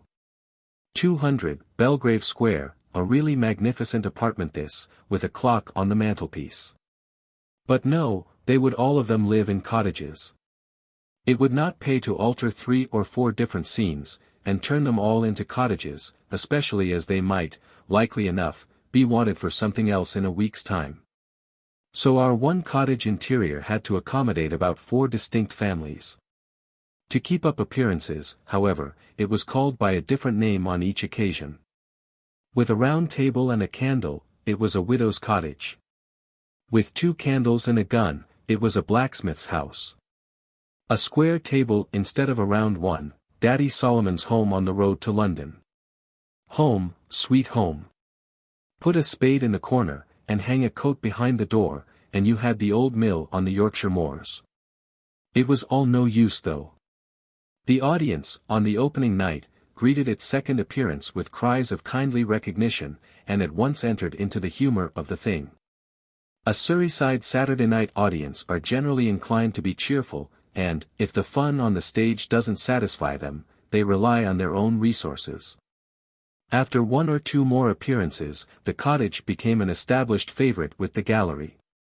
So much so, indeed, that when 2 scenes passed without it being let down, there were many and anxious inquiries after it, and an earnest hope expressed that nothing serious had happened to it. Its reappearance in the next act, as something entirely new, was greeted with a round of applause, and a triumphant demand to know, who said it was lost. It was not until the last rehearsal that the supers were brought into play, or work, as they would have called it. These supers were drawn from 2 distinct sources. About half of them were soldiers, engaged to represent the military force of the drama, while the other half, who were to be desperate rioters, had been selected from among the gentry of the new-cut neighbourhood. The soldiers, who came under the command of their sergeant, were by far the best thing in the play. They gave an air of reality to all the scenes in which they appeared. They were soldiers, and went about their business on the stage with the same calm precision that they would have displayed in the drill yard, and with as much seriousness as if they had been in actual earnest. When the order was given to fix bayonets and charge, they did so with such grim determination, that there was no necessity at all to direct the stage mob to feign fear and rush off i.e. They went as one man, in a hurry. There was no trouble, either, about rehearsing the soldiers, no cursing and swearing required, which, in itself, was an immense saving of time. The stage manager told the sergeant what was wanted. That gruff-voiced officer passed the order on to his men, first translating it into his own unintelligible lingo, and the thing was done. To represent soldiers on the stage, real soldiers should, without doubt, be employed, but it is no good attempting to use them for anything else. They are soldier-like in everything they do. You may dress them up in what you choose, and call them what you will, but they will never be anything else but soldiers. On one occasion, our manager tried them as a rabble. They were carefully instructed how to behave. They were told how to rush wildly on with a fierce, tumultuous yell. How to crowd together at the back of the stage, and, standing there, surging backward and forward like an angry sea, brandish their weapons, and scowl menacingly upon the opposing myrmidons of the law, until, at length, their sullen murmurs deepening into a roar of savage hate, they would break upon the wall of steel before them, and sweep it from their path, as pent-up waters, bursting their bonds, bear down some puny barrier. That was the theory of the thing. That is how a stage mob ought to behave itself. How it really does behave itself is pretty generally known. It comes in with a jog-trot, every member of it prodding the man in front of him in the small of his back. It spreads itself out in a line across the stage, and grins. When the signal is given for the rush, each man, still grinning, walks up to the soldier nearest to him, and lays hold of that warrior's gun. The two men then proceed to heave the murderous weapon slowly up and down, as if it were a pump handle.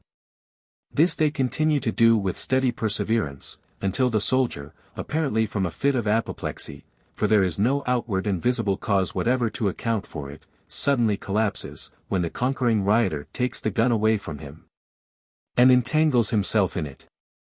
This is funny enough, but our soldiers made it funnier still. One might just as well have tried to get a modern House of Commons to represent a disorderly rabble. They simply couldn't do it. They went on in single file at the double quick, formed themselves into a hollow square in the center of the stage, and then gave 3 distinct cheers, taking time from the sergeant. That was their notion of a rabble.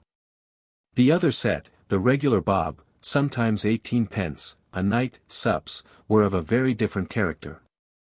Professional supers, taken as a class, are the most utterly dismal specimens of humanity to be met with in this world. Compared with them, sandwich men are dashing and rollicky. Ours were no exception to the rule. They hung about in a little group by themselves, and looked like a picture of dejected dinginess, that their mere presence had a depressing effect upon everybody else. Strange that men can't be gay and light-hearted on an income of 6 shillings a week, but so it is.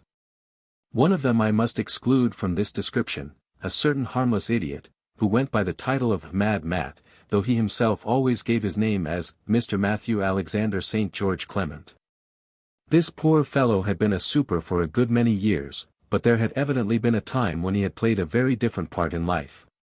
Gentleman was stamped very plainly upon his thin face, and where he was not crazy he showed thought and education. Rumor said that he had started life as a young actor, full of promise and talent, but what had set him mad nobody knew. The ladies naturally attributed it to love, it being a fixed tenet among the fair sex that everything that happens to mankind, from finding themselves in bed with their boots on to having the water cut off, is all owing to that tender passion. On the other hand, the uncharitable, generally a majority, suggested drink. But nobody did anything more than conjecture, nobody really knew. The link between the prologue and the play was lost. Matt himself was under the firm conviction that he was a great actor who was only kept from appearing in the leading roles by professional jealousy. But a time would come, and then he would show us what he could do. Romeo was his great ambition. One of these days he meant to act that character. He had been studying it for years, he once whispered to me in confidence, and when he appeared in it, he knew he should make a sensation. Strange to say, his madness did not interfere at all with his superior duties. While on the stage he was docile enough, and did just as he saw the other supers do. It was only off the stage that he put on his comically pathetic dignity. Then, if the supermaster attempted to tell him what to do he would make a ceremonious bow, and observe, with some hauteur, that Mr. St. George Clement was not accustomed to be instructed how to act his part. He never mixed with the other supers, but would stand apart, talking low to himself, and seeming to see something a long way off.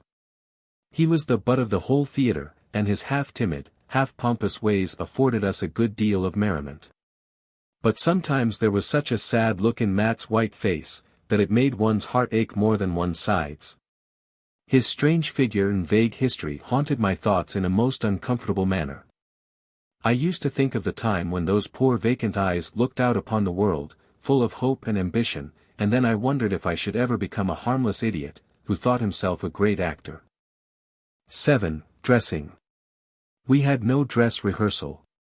In the whole course of my professional life, I remember but one dress rehearsal. That was for a pantomime in the provinces. Only half the costumes arrived in time for it. I myself appeared in a steel breastplate and helmet, and a pair of check trousers, and I have a recollection of seeing somebody else, the king of the Cannibal Islands, I think, going about in spangled tights and a frock coat. There was a want of finish, as one might say, about the affair. Old stagers, of course, can manage all right without them, but the novice finds it a little awkward to jump from plain dress rehearsals to the performance itself. He has been making love to a pale-faced, middle-aged lady, dressed in black grenadine and a sealskin jacket, and he is quite lost when smiled upon by a high-complexioned, girlish young thing, in blue stockings and short skirts. He finds defying stout, good-tempered Mr. Jones a very different thing to bullying a beetle-browed savage, of appearance something between Bill Sikes and a Roman gladiator, and whose acquaintance he then makes for the first time. Besides, he is not at all sure that he has got hold of the right man. I, in my innocence, so fully expected at least one dress rehearsal, that, when time went on, and there were no signs of any such thing, I mooted the question myself, so that there should be no chance of its being accidentally overlooked. The mere idea, however, was scouted. It was looked upon as the dream of a romantic visionary.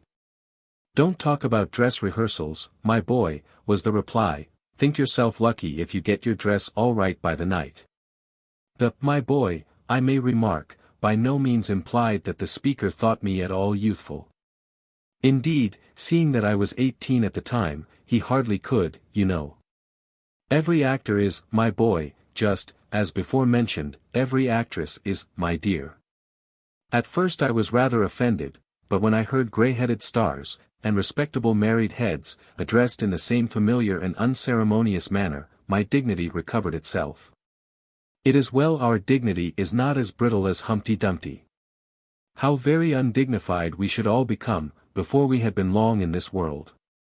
As a matter of fact, nobody, at all events, none of the men, with the exception of Checkers, seemed to care in the slightest about what they should wear. Checkers was the name we had given to our walking gentleman, as a delicate allusion to the pattern of his overcoat. I think I have already described the leading features in this young man's private life apparel. He went in a good deal for dress, and always came out strong. His present ambition was to wear his new ulster in the piece, and this he did, though, seeing that the action of the play was supposed to take place a century ago, it was hardly consistent with historical accuracy. But then historical accuracy was not a strong point with our company, who went more on the principle of what you happen to have by you. At the better class of London theatre, everything is now provided by the management, and the actor has only to put on what is given him. But with the theatres and companies into which I went, things were very different. Costumes being generally left to each person's individual discretion. For ordinary modern dress parts, we had to use our own things entirely, and in all cases we were expected to find ourselves in hosiery and boot leather, by which I mean such things as tights and stockings. And the boots and shoes of every period and people. The rest of the costume was provided for us, at all events in London. In the provinces, where every article necessary for either a classical tragedy or a pantomime has often to be found by the actor himself, I have seen some very remarkable wardrobe effects. A costume play, under these circumstances, rivaled a fancy dress ball in variety. It was considered nothing out of the way for a father, belonging to the time of George III, to have a son who, evidently from his dress, flourished in the reign of Charles II. As for the supers, when there were any, they were attired in the first thing that came to hand, and always wore their own boots. Picturesqueness was the great thing. Even now, and at some of the big London houses, this often does duty for congruity and common sense. The tendency to regard all female foreigners as Italian peasant girls, and to suppose that all agricultural laborers wear red waistcoats embroidered with yellow, still lingers on the stage. Even where costumes were provided, the leading actors, and those who had well-stocked wardrobes of their own, generally preferred to dress the part themselves. And there was nobody who did not supplement the costumier's ideas to some greater or less extent. I am speaking only of the men. Actresses nearly always find their own dresses. There is no need of a very varied wardrobe in their case, for in spite of all the talk about female fashions, a woman's dress is much the same now as in the time of the Mrs. Noahs, at least, so it seems to me, judging from my own arc. The dress that Miss Eastlake wore in the Silver King would, I am sure, do all right for Ophelia, and what difference is there between Queen Elizabeth and Mrs. Bouncer? None whatever, except about the collar and the sleeves. And anybody can alter a pair of sleeves and make a ruff. Why do actresses have so many dresses? As far as mere shape is concerned, one would do for everything, with a few slight alterations. You just tack on a tuck or a furbelow, or take in a flounce, and there you are. Maybe I'm wrong, though. We were told to look in at the costumier some time during the week, for him to take our measurement, and those of us who were inexperienced in theatrical costumiers did so. And came away with a hopeful idea that we were going to be sent clothes that would nearly fit us. The majority, however, did not go through this farce, but quietly took what they found in their dressing rooms on the opening night and squeezed themselves into, or padded themselves out to it, as the necessity happened to be. The dressing rooms, 2 rows of wooden sheds, divided by a narrow passage, were situated over the property room, and were reached by means of a flight of steps, which everybody ascended and descended very gingerly indeed, feeling sure each time that the whole concern would come down before they got to the other end. These apartments had been carefully prepared for our reception. The extra big holes in the partitions had been bunged up with brown paper, and the whitewash had been laid on everywhere with a lavishness that betokened utter disregard of the expense. Though as, before a week was over, nearly the whole of it had been transferred to our clothes, this was rather a waste, so far as the management was concerned. It was even reported that one of the rooms had been swept out, but I never saw any signs of such a thing having been done myself either then or at any other time, and am inclined to look upon the statement merely in the light of a feeler thrown out for the purpose of getting at the views of the charwoman. If so, however, it was a failure. She said nothing on hearing it, but looked offended, and evidently considered it a subject that should not have been mentioned to a lady. 1 or 2 of the doors still hung upon their hinges, and could, with a little maneuvering, be opened or shut.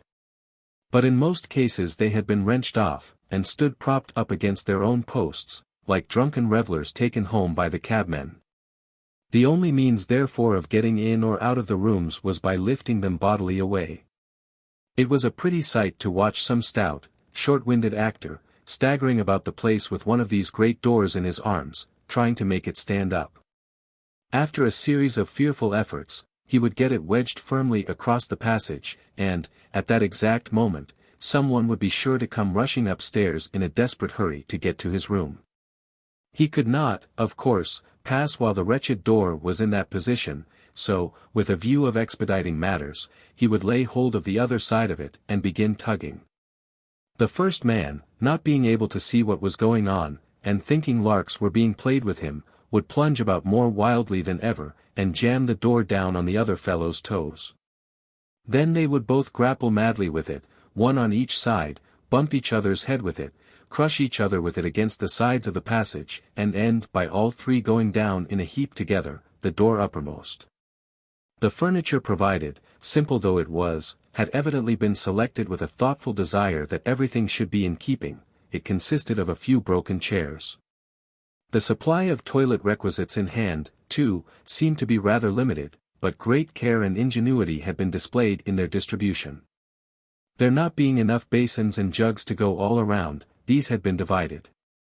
Some rooms had a jug but no basin, while others had a basin but no jug, either circumstance being a capital excuse for leaving them without any water. Where there was neither basin nor jug, you could safely reckon on a soap dish. We were supplied with towels, the allowance being 1 a fortnight, a small thin one with a big hole in the middle, among 6, but we brought our own soap, at least some of us did, and the others, without a moment's hesitation, appropriated it. One of the rooms was better appointed than the others, being able to boast a washstand, made out of an old cane chair that had lost its back and one of its legs. This article of luxury was the cause of a good deal of bitterness at first among the occupants of the less favored apartments, but its tendency towards sudden and unexpected collapse soon lessened this feeling of envy. Even its owners ceased to take any pride in it after a while, and it was eventually kicked to pieces in a fit of frenzy by juveniles. It having been the cause, as far as we could gather from his disjointed blasphemy, of his being compelled to play all the rest of that evening in sopping wet tights. A blear-eyed individual used to hang about these rooms of a night. He called himself a dresser, though, for all the dressing he ever did, he might just as well have been a kitchen one. He got a dressing himself once for upsetting a pot of paint over Jim's supper. But that was the only one he ever, to my knowledge, assisted at. However, he came in handy to go out for sheep's head and porter. But although the dressing rooms surprised me somewhat, they did not disappoint me. I had built no expectations upon them. I had conjured up no airy visions concerning them.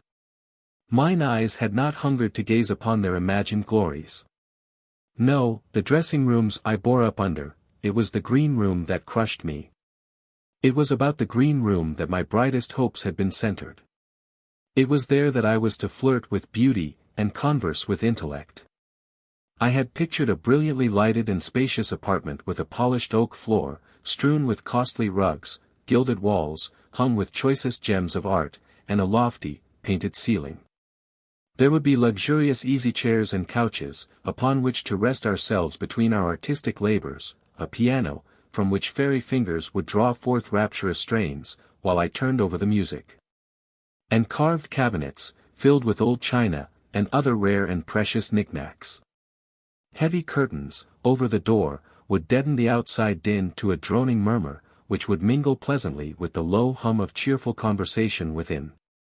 Whilst the flickering firelight, flashing upon the Spanish mahogany furniture, and glittering reflected in the many mirrors round the room, would throw a touch of homeliness over what might otherwise have been the almost too dazzling splendor of the place. There was no green room. There never had been a green room. I never saw a green room, except in a play, though I was always on the lookout for it. I met an old actor once who had actually been in one, and I used to get him to come and tell me all about it. But even his recollections were tinged with a certain vagueness. He was not quite sure whether it had been at Liverpool or at Newcastle that he had come across it, and at other times he thought it must have been at Exeter. But wherever it was, the theatre had been burnt down a good many years ago, about that he was positive. On one occasion, I went specially to a big London theatre where, I was assured, there really was one, and it cost me 4 and 7pence in drinks. I found the green room all right, but they said I had better not go in, because it was chock full of properties, and I might break something in the dark. The truth is that where a green room was originally provided, it has been taken by the star or the manager, as his or her private room, and the rest of the company, are left to spend their off time either in their own dressing rooms, where they are always in each other's way, or at the wings, where they catch cold, and are hustled by the scene shifters. 8. My first debut. On Saturday came the opening night, and with it my first appearance before the British public, my first debut, as our perruquier called it. In thinking about it beforehand, I had been very much afraid lest I should be nervous, but strange to say, I never experienced stage fright at any time. I say strange, because, at that period of my life at all events, I was, as true greatness generally is, of a modest and retiring disposition. In my very early youth, I believe, I was not so. I am told that in my frock and pinafore days, I used to stand upon the table, and recite poetry, to the intense gratification of my elderly relatives. The old folks knew how to enjoy themselves, when I was a boy. And an old nurse of mine always insisted that on one occasion I collected half a crown in an omnibus by my spirited rendering of Ba, Ba, Black Sheep. I have no recollection of this performance myself though, and, if it really did take place, where's the money? This part of the question has never, to my mind, been satisfactorily cleared up. But however self-possessed I may have been at 8, I was anything but so at 18. Even now, I would not act to a drawing-room full of people for £1,000, supposing the company considered the effort worth that sum. But before a public audience, I was all right, and entirely free from that shyness about which, in private life, my lady friends so bitterly complain. I could not see the people for one thing, at all events, not those beyond the third row of stalls. The blaze of lights surrounding one on the stage, and the dimness of the rest of the house, give the audience a shadowy and ghost-like appearance, and make it impossible to see more than a general mass of white faces. As I never noticed the hundreds upon hundreds of glaring eyes, they did not trouble me, and I let him glare. The most withering glance in the world won't crush a blind man. If I had been nervous on the first night, I think I should have had a good excuse for it, knowing, as I did, that a select party of my most particular friends, including a few medical students and clergymen's sons, were somewhere in the theater. Having come down, in a body with the intention of giving me a fair start, as they said. They had insisted on coming. I had begged them not to trouble themselves on my account, but they wouldn't hear of it. They said it would be such a comfort to me to know that they were there. That was their thoughtful kindness. It touched me. I said, "Look here, you know, if you fellows are going to play the fool, I'll chuck the whole blessed thing up." They said they were not going to play the fool, they were coming to see me. I raised no further objections. But I checkmated them. I lied to those confiding young men with such an air of simple truthfulness, that they believed me, though they had known me for years. Even now, after all this time, I feel a glow of pride when I think how consummately I deceived them. They knew nothing of the theaters or actors over the water, so I just gave them the name of our first old man, and told them that that was the name I had taken. I exaggerated the effect of making up, and impressed upon them the idea that I should be so changed that they would never believe it was I, and I requested them especially to note my assumed voice. I did not say what character I was going to play, but I let slip a word now and then implying that my mind was running on gray hairs and long-lost children. And I bought a stick exactly similar to the one the poor old gentleman was going to use in the part, and let it lie about. So far as I was concerned, the plan was a glorious success, but the effect upon the old man was remarkable. He was too deaf to hear exactly what was going on, but he gathered enough to be aware that he was the object of a certain amount of attention, and that he was evidently giving great satisfaction to a portion of the audience. Which latter circumstance apparently surprised him. The dear fellows gave him a splendid reception when he first appeared. They applauded everything he said or did throughout the play, and called for him after every act. They encored his defiance of the villain, and, when he came on without his hat in a snow scene, they all pulled out their pocket handkerchiefs and sobbed aloud. At the end they sent a message round to tell him to hurry up, as they were waiting for him at the stage door, an announcement that had the effect of sending him out by the front way in wonderfully quick time. On the whole, that first night passed off pretty well. First nights are trying times at all theaters. The state of excitement behind the scenes is at fever heat, and the stage manager and the head carpenter become positively dangerous. In sensation pieces, where the author plays second fiddle to the scene shifter, this, of course, is especially the case. Now, as all modern playgoers know, there are never any hitches or delays on first nights. At all events, not at any of the West End houses, where everything is always a triumph of stage management. But in my time, hitches on first nights were the rule rather than the exception, and when a scene was got through without any special mishap, we felt we were entitled to shake hands with one another.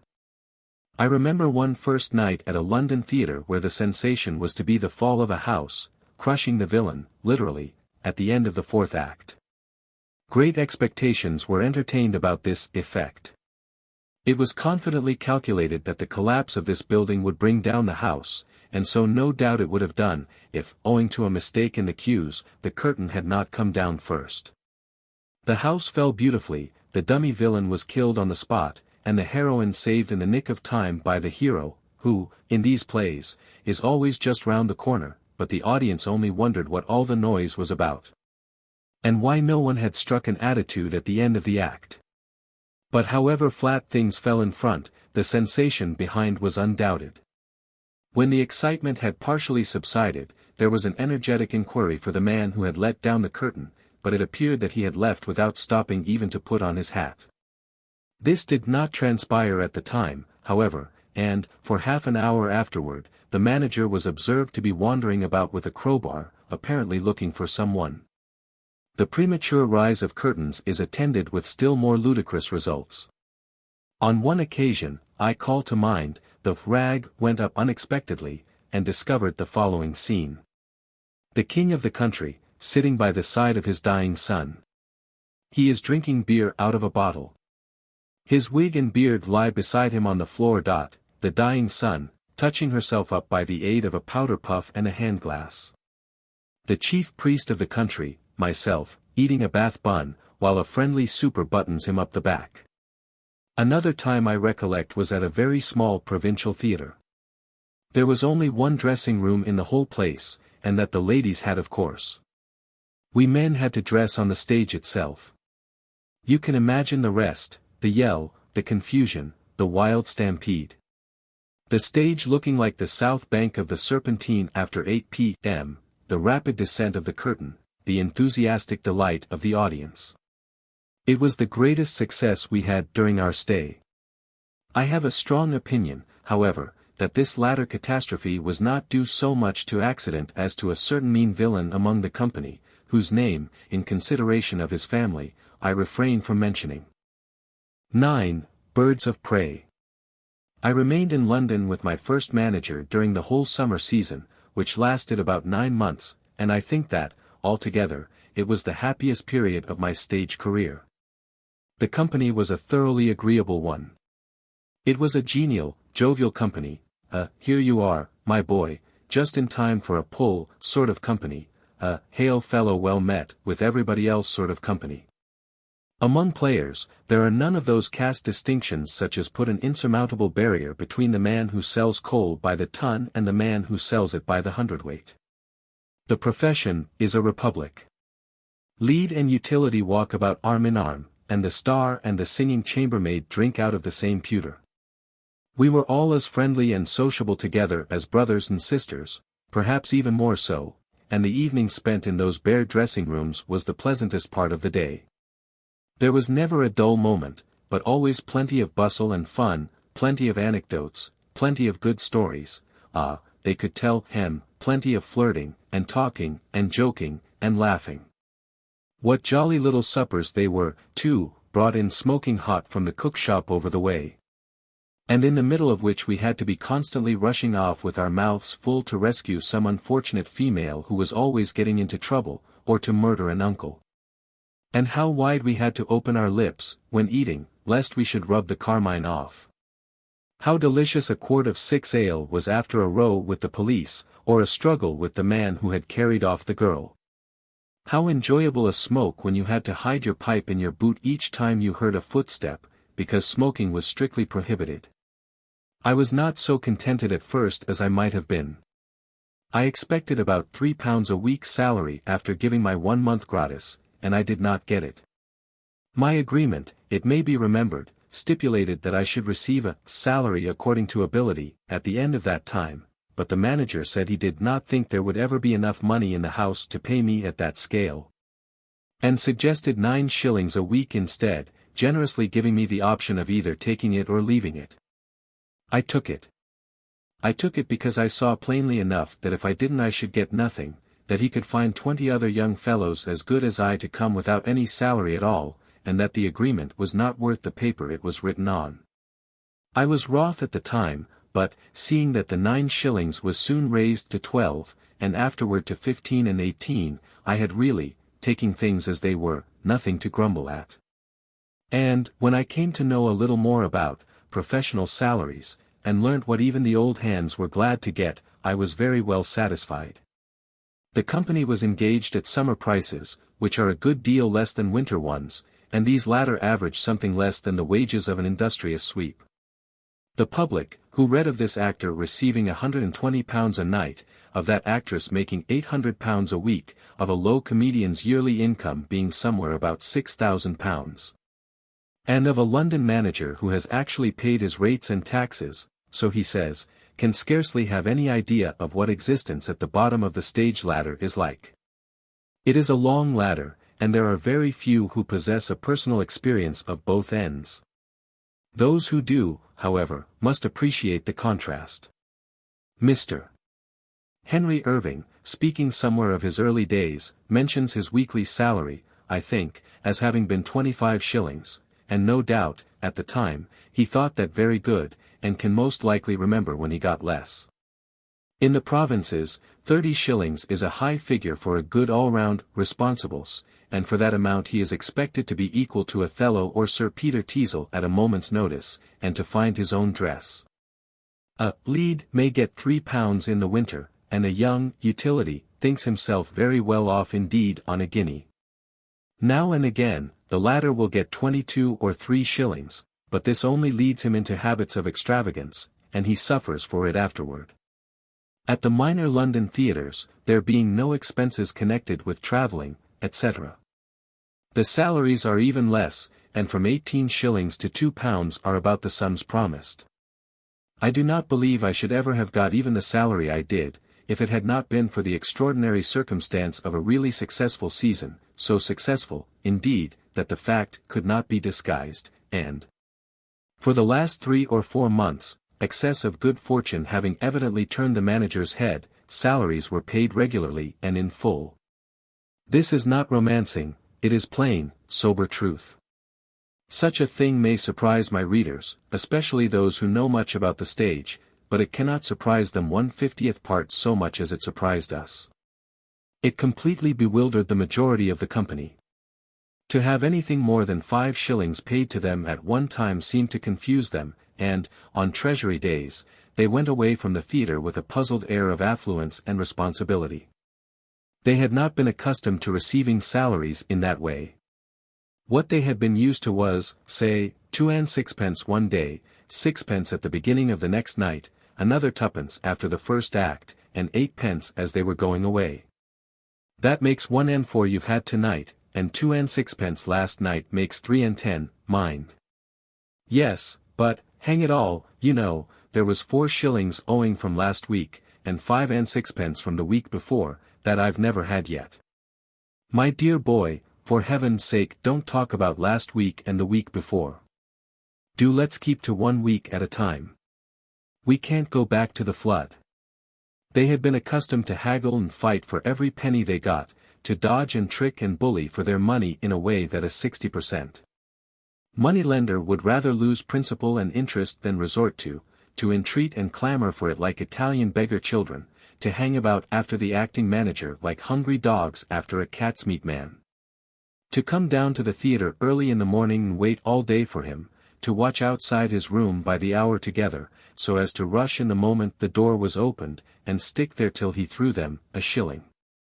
To lie in wait at dark corners and spring out upon him as he passed, to run after him upstairs and downstairs, to sneak after him into public-house bars, or to drive him into a corner and threaten to punch his head unless he gave them another 6, this last expedient, of course, being possible only when the actor was big and the acting manager little. Fortunately acting managers mostly were little, otherwise the profession would have died of starvation. If, as sometimes happened, they left the acting manager alone, and went for the lessee himself, the latter would always refer them to the former, assuming for himself a magnificent indifference about such trivial things as money matters.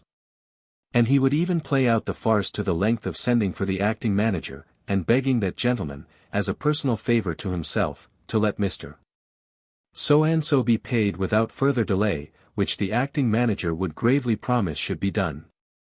If it had not filled one with shame for one's profession, it would have been amusing to listen to some of the comedies nightly played behind the scenes. "Look here," says the ghost of Hamlet's father, suddenly darting out of its dressing-room, and confronting the acting manager, who, thinking the coast was clear, has made a dash down the passage. "Look here, if I don't have something, I don't go on." "My dear boy," replies the acting manager, in a tone of suppressed exasperation mingled with assumed sympathy, and glancing furtively about for a chance of escape, "I really cannot. I have not got a penny. I will see you later on, when I shall have some money. I must go now. There's somebody waiting for me in front." "I don't care who is waiting for you in front. I've been waiting for you behind for 2 nights, and I mean to have some money. How can I give you any money when I haven't got any?" This is the gist of what he says. The embellishments had better not be added here. Realism is an excellent thing in its way, but a Zola must draw the line somewhere. After this, seeing that the actor looks determined, he begins to fumble in his pocket, and at last brings out half-a-crown, and presents it, without compliments. "This won't do for me," says the other, first pocketing the money, "I can't live for 4 days on half-a-crown." Then the acting manager, with a further string of needless comments, thrusts 5 shillings into his hand, and rushes past, for he hears a footstep on the stairs, and fears another onslaught. It is one of the chief characteristics of both managers and acting managers that they never do have any money. If caught holding it open in their hands, they always, from mere force of habit, say they haven't got any. A common answer to an appeal is, "I really haven't got any money at all, my boy, how much do you want?" The women, of course, could not bully for their money, but they showed a quiet, never-tiring persistence, more effective perhaps than all our storming. Certain it is that on the whole they were more successful than the men, and this might have been attributed to their sex's irresistible wheedling powers. If one could possibly have imagined such a thing as an acting manager open to humanizing influences. Nobody grumbled at this state of things. The pleasure and surprise of getting any money at all was so great that the trouble of getting it was forgotten. They were too used to being robbed of all their earnings to mind being defrauded of only a part. An absconding manager was so common a thing that he did not even excite remark. He was regarded as something in the ordinary way of business, and his victims only sighed, when he was gone, and proceeded to look out for somebody else to cheat them. And such another was by no means difficult to find in my time. The role of theatrical managers teemed with thieves. It seemed to me that whenever a man got kicked out of everything else, he engaged as big a blackguard as himself for his acting manager and started a show.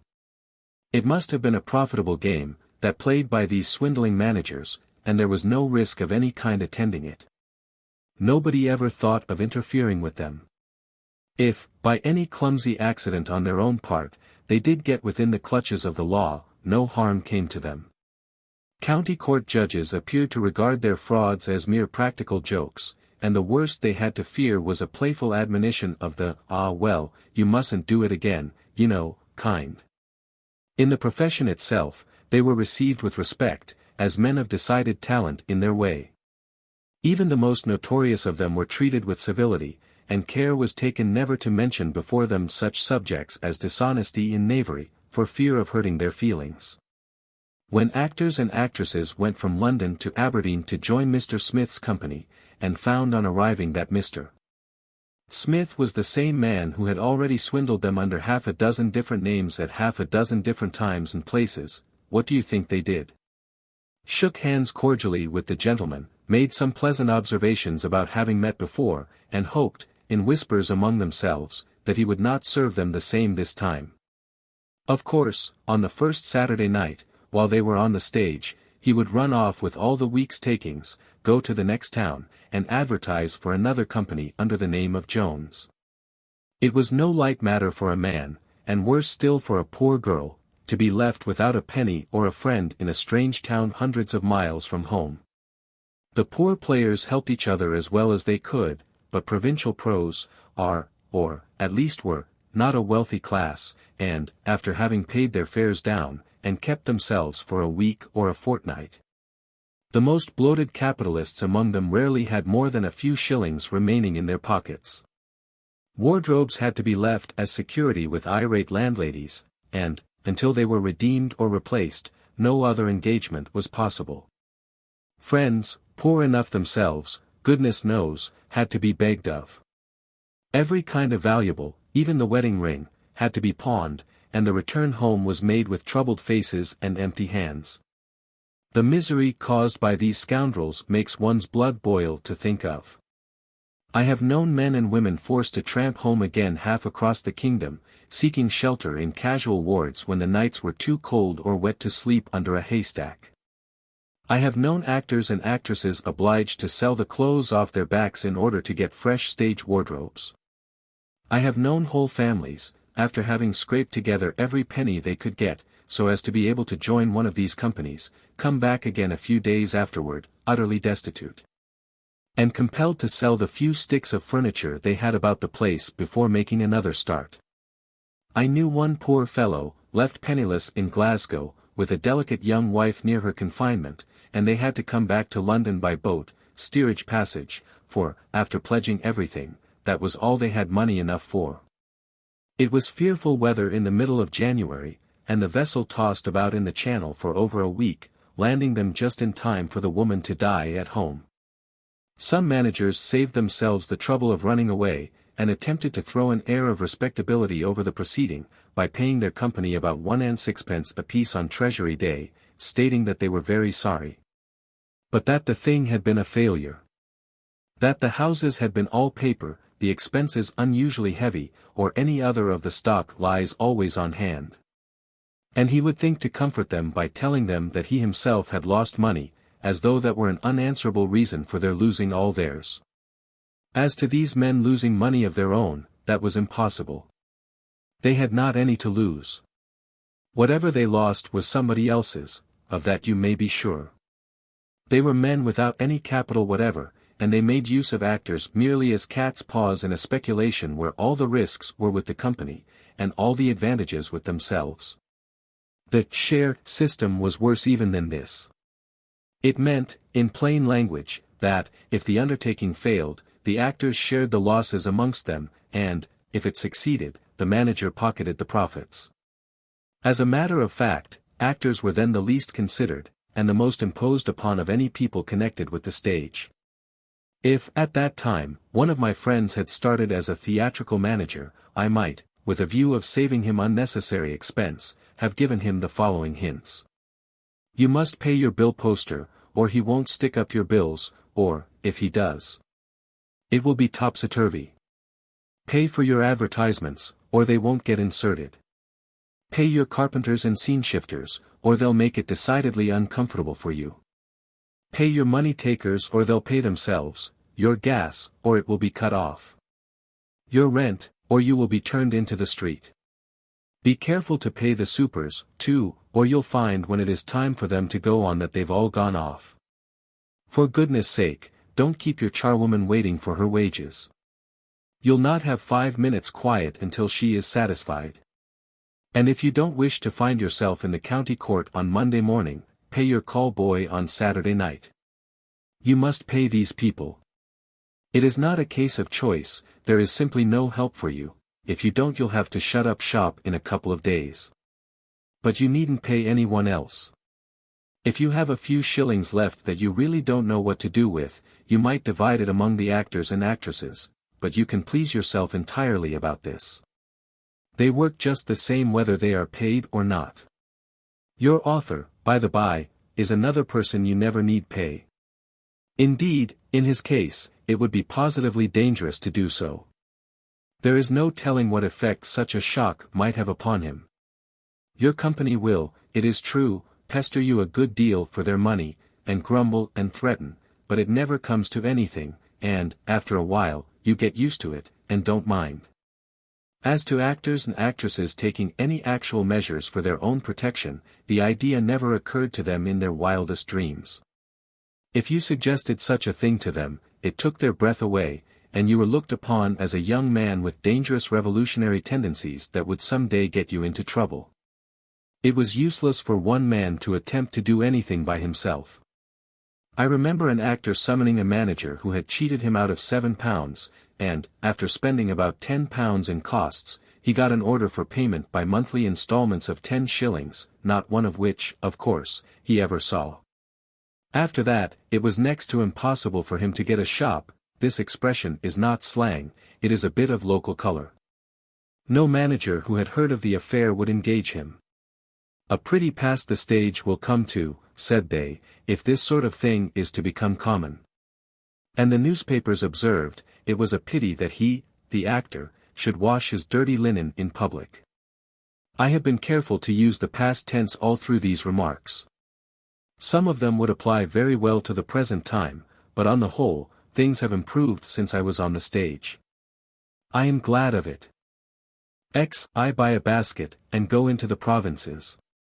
Our season at the London Theatre came to a close early in December, and, about the end of November, we all began to take a great interest in the last page but one of The Actor's Bible.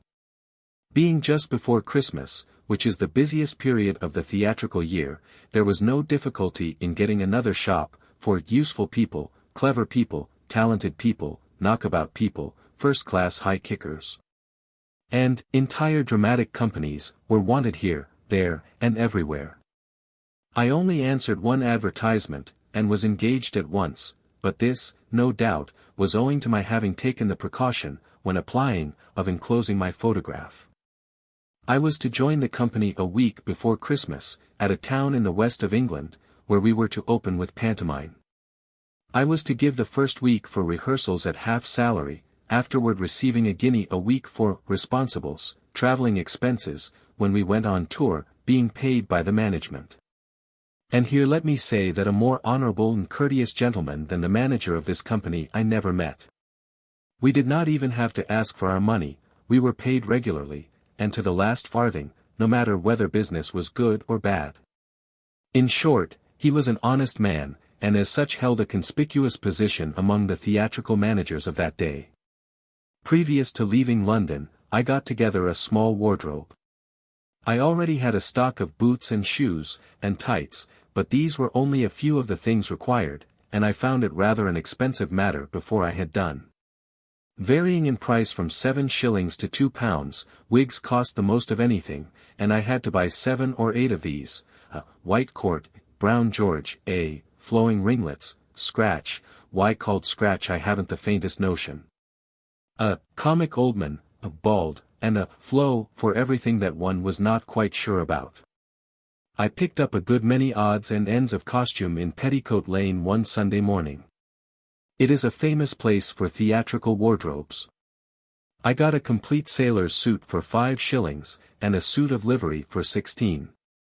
Old-fashioned swallowtails and embroidered waistcoats, knee breeches, blouses, pants, hats, cloaks, and swords were also to be had there in plenty, and at very small cost. My sisters made me some more things. They had become reconciled to my mad trick by this time, and had even got to rather like the idea of having an actor in the family, and for the rest I had to go to a regular costumier's.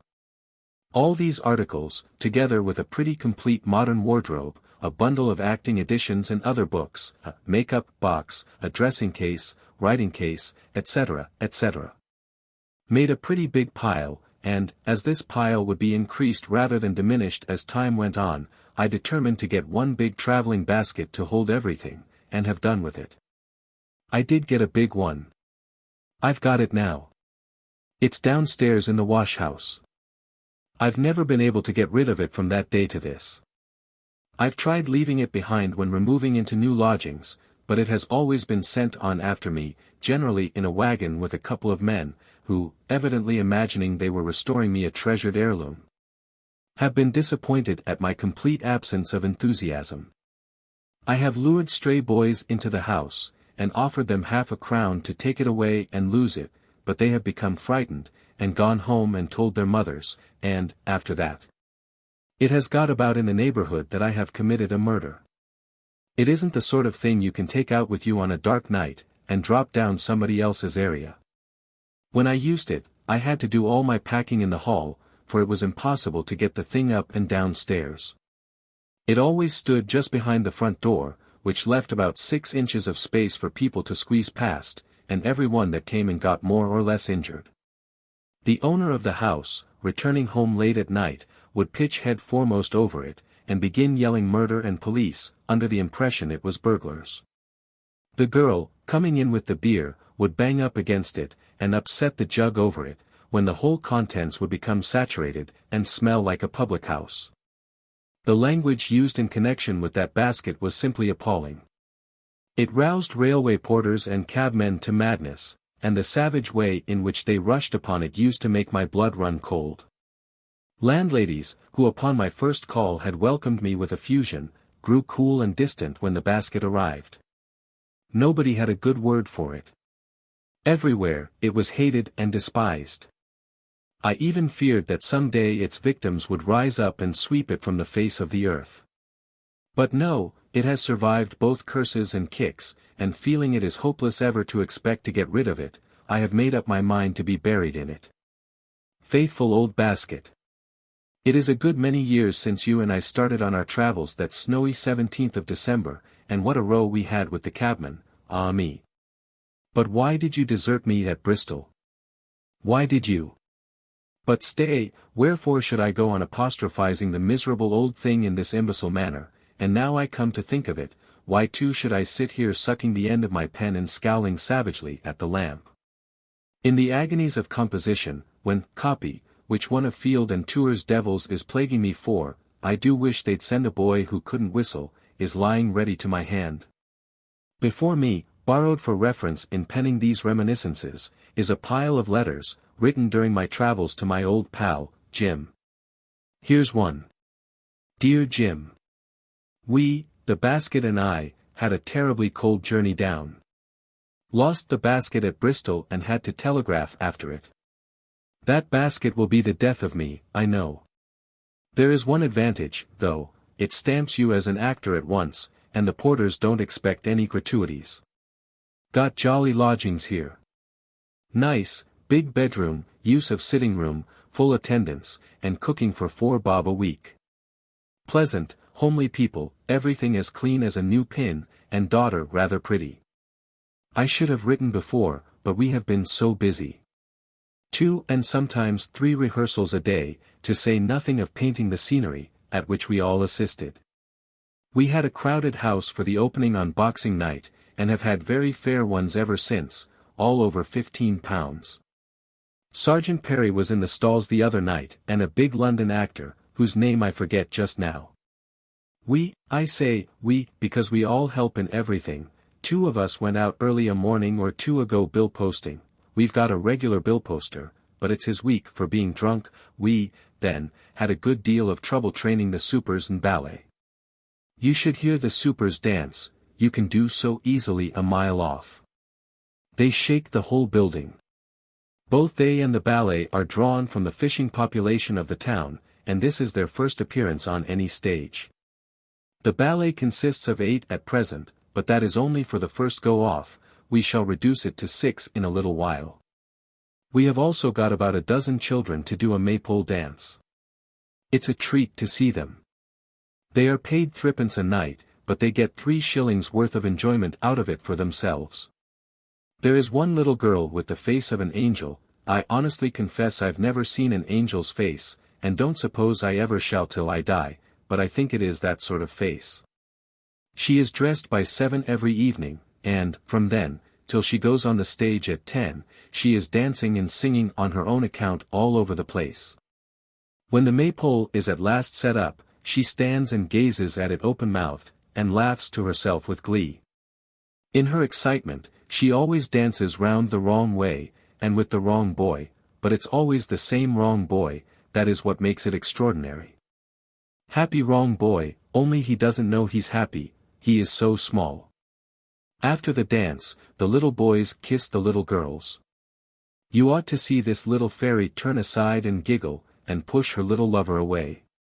The boys are awfully shy over the business, but the little girls don't seem a bit afraid. Such is the superiority of woman over man. The pantomime dresses all come from London, and are quite handsome and costly. The piece is Whittington and His Cat, written by the stage manager here, but it is nearly all songs and dances, and what little is spoken is more gag than book. I've 2 songs in one of my parts, and 1 in the other. I suppose singing is easy enough when you are used to it. It is the orchestra that puts me out, though. I should feel much freer without the music. We give them plenty of topical allusions on burning local questions, being careful, of course, to follow Mr. Pickwick's advice, and shout with the crowd. It fetches them immensely. The enthusiasm created nightly by a reference to the new lamppost in the High Street is tremendous. Our low comedian is teaching me dancing, and I practice for about an hour a day. It's terribly hard work, but I can nearly do a hornpipe already. I want to do that. There is nothing knocks a country audience like a hornpipe. The stage manager is a surly fellow, of course, but the manager himself is a brick, and treats us, the actors, with as much respect as if we were stage carpenters. And money is safe. Our leading man has never turned up, so his part has been cut out, and this has not improved the plot. I play a lazy clerk in the opening.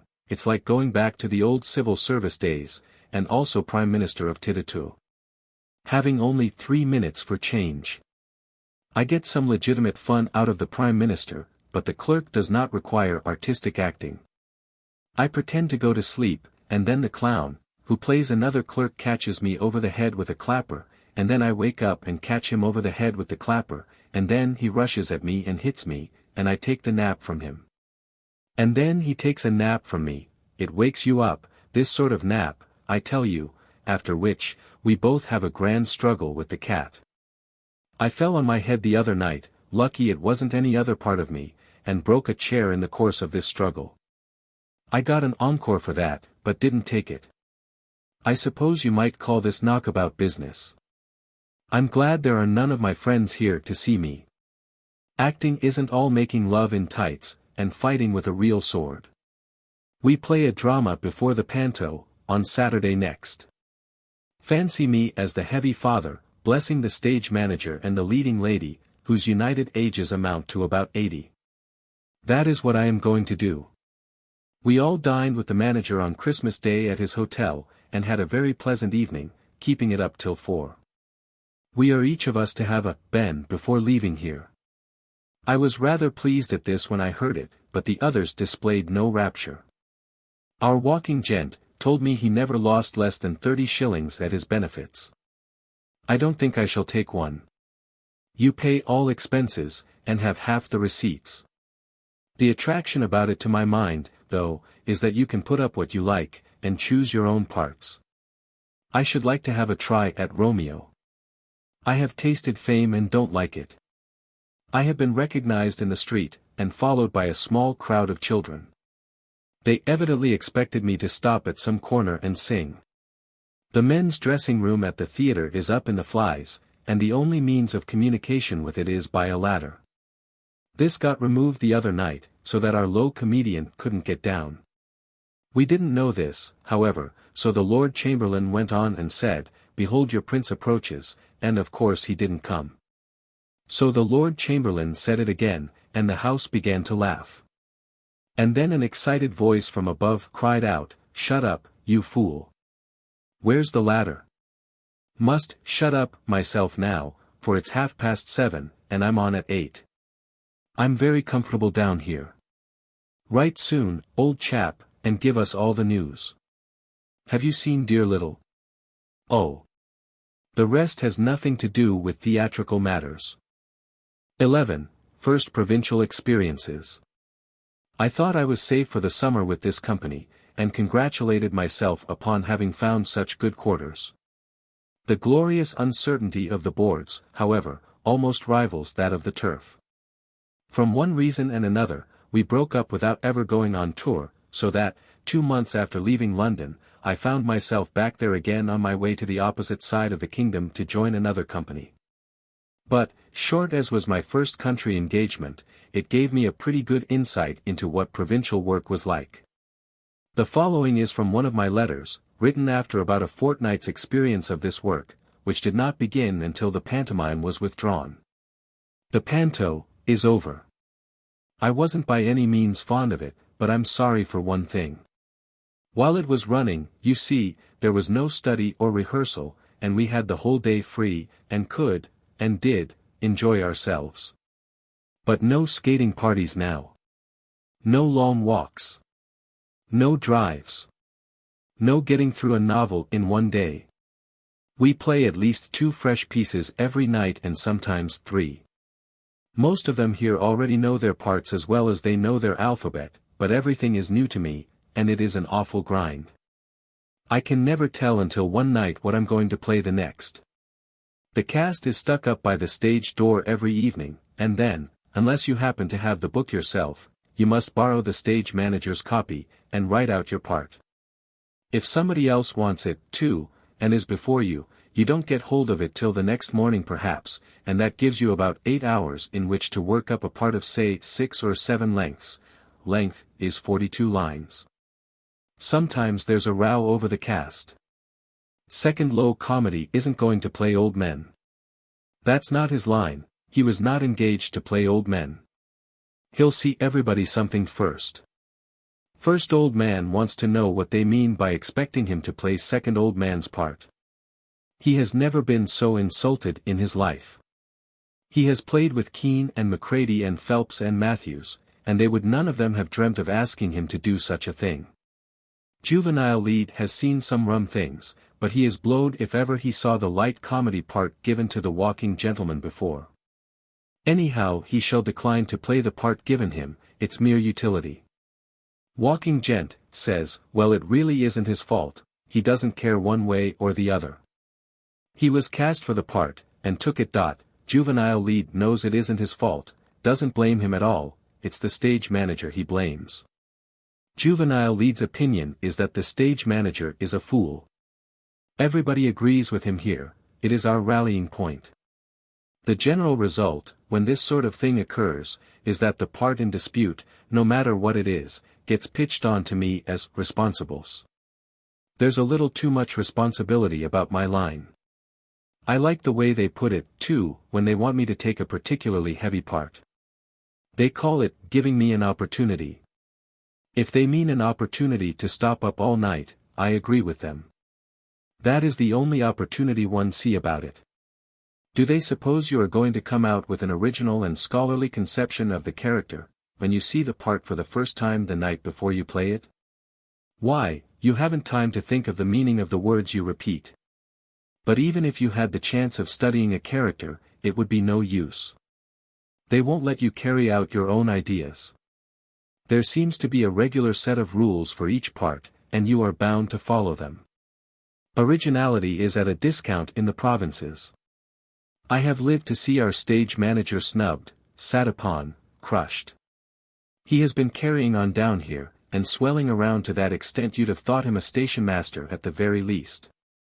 Now he's like a bladder with the air let out. His wife's come. The company is really getting quite familified. There are 3 married couples in it now. Our low comedian's wife is the singing chambermaid, an awfully pretty little woman. Why have ugly men always got pretty wives? I played her lover the other night, and we had to kiss 2 or 3 times. I rather liked it, especially as she doesn't make up much. It isn't at all pleasant getting a mouthful of powder or carmine. I gained my first call on Saturday, before a very full house. Of course I was highly delighted, but I felt terribly nervous about stepping across when the curtain was pulled back. I kept thinking, suppose it's a mistake, and they don't want me. They applauded, though, the moment I appeared, and then I was all right. It was for a low comedy part, Jacques in the Honeymoon. I always do better in low comedy than in anything else, and everybody tells me I ought to stick to it. But that is just what I don't want to do. It is high tragedy that I want to shine in. I don't like low comedy at all. I would rather make the people cry than laugh. There is one little difficulty that I have to contend with at present in playing comedy, and that is a tendency to laugh myself when I hear the house laughing. I suppose I shall get over this in time, but now, if I succeed in being at all comical, it tickles me as much as it does the audience, and, although I could keep grave enough if they didn't laugh, the moment they start I want to join in. But it is not only at my own doings that I am inclined to laugh. Anything funny on the stage amuses me, and being mixed up in it makes no difference. I played Frank to our low comedian's Major Deboo the other night. He was in extra good form and very droll, and I could hardly go on with my part for laughing at him. Of course, when a piece is played often, one soon ceases to be amused. But here, where each production enjoys a run of one consecutive night only, the joke does not pall. There is a man in the town who has been to the theatre regularly every night since we opened. The pantomime ran a month, and he came all through that. I know I was sick enough of the thing before it was over, but what I should have been sitting it out from beginning to end every evening, I do not like to think. Most of our patrons, though, are pretty regular customers.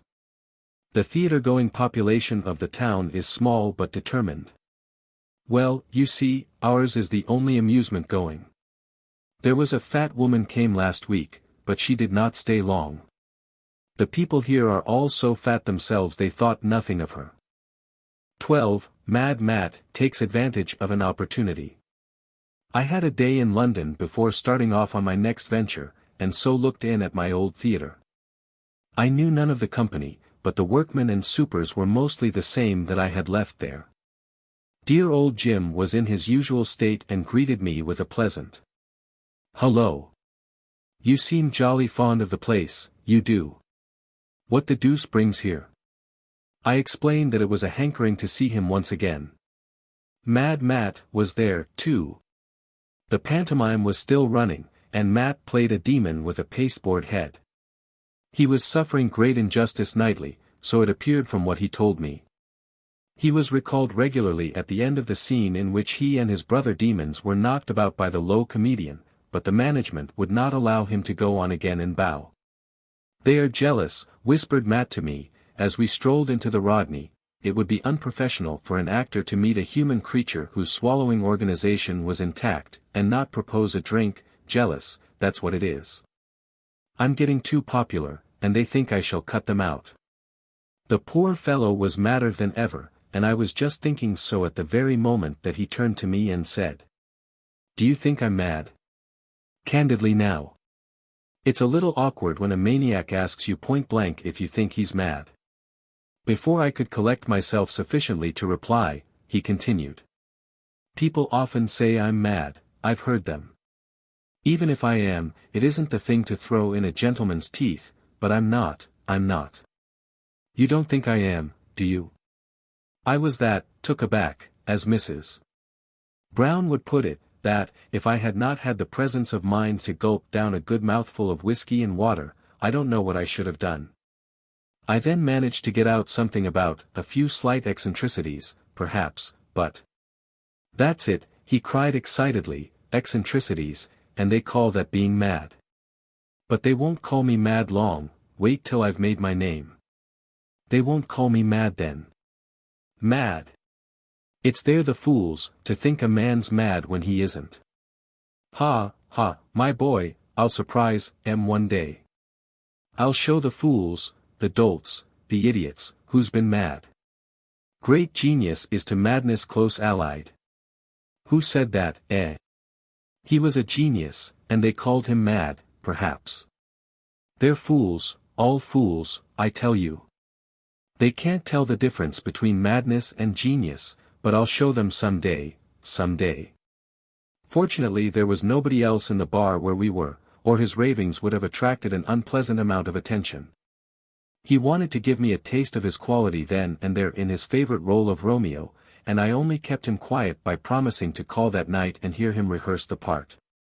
When we were ready to go out, I put my hand in my pocket to pay, but, to my horror, Matt was before me, and laid down the money on the counter.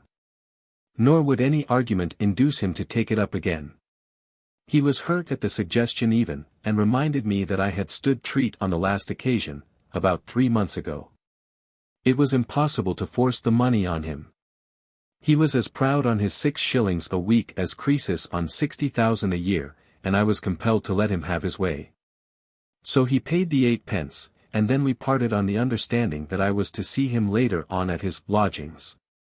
"They are not what I could wish," he explained, "but you will, I am sure, overlook a few bachelor inconveniences. The place suits me well enough, for the present.